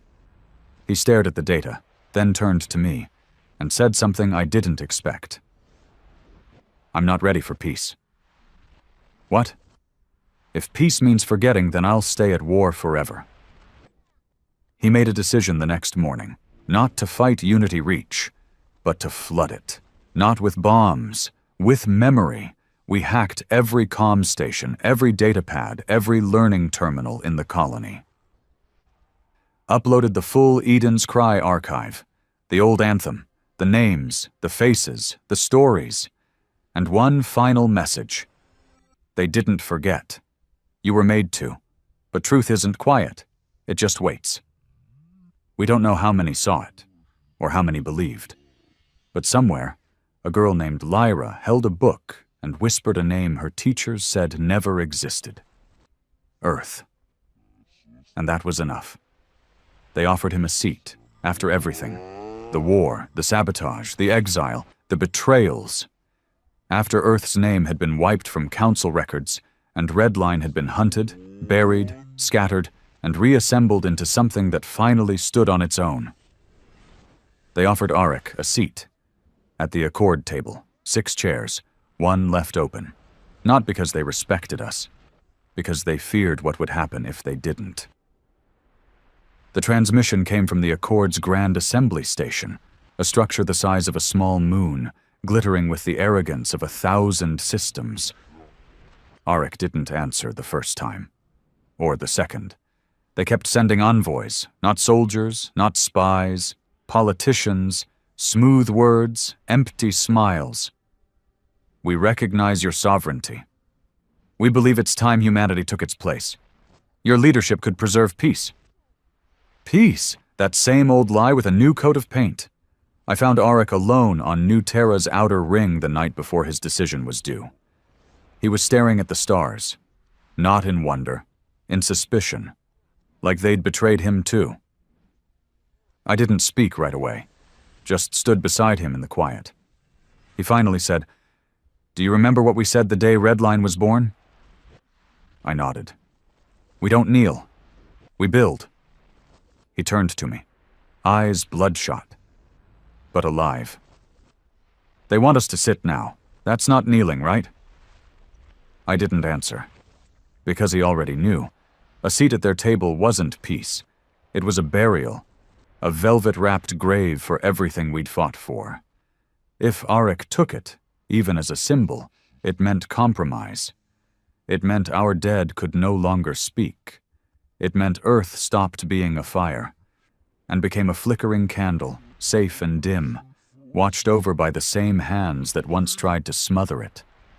But if he refused, if he told the Accord to shove their seat and left that space empty like it had always been, he'd be starting the war all over again, only this time with every eye on him.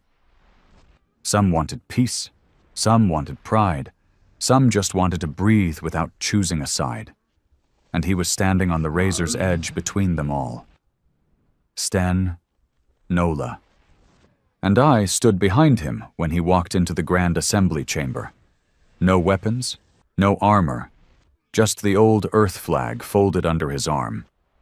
Not the modern one, the burned one, the one salvaged from the ruins of the old colonies, stitched together with frayed cloth and smoke.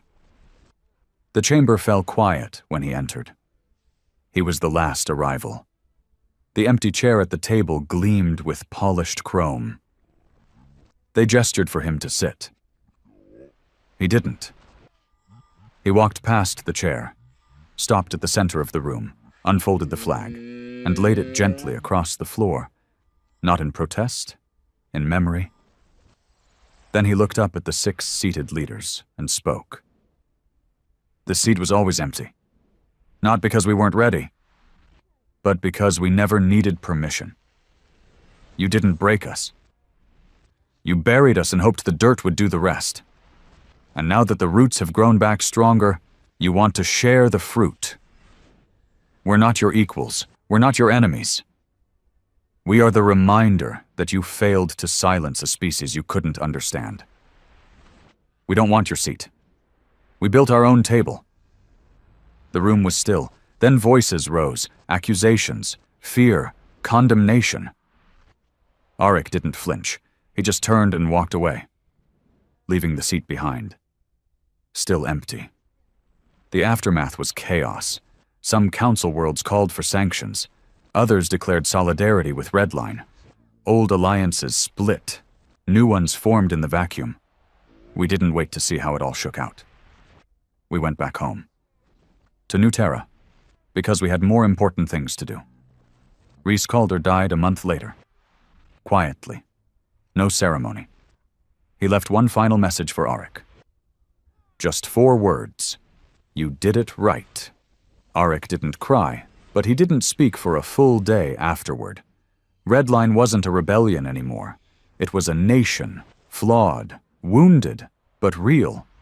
Our schools taught Earth history, not just the wars, but the spirit. Our people voted. Our children spoke their minds without fear of being corrected.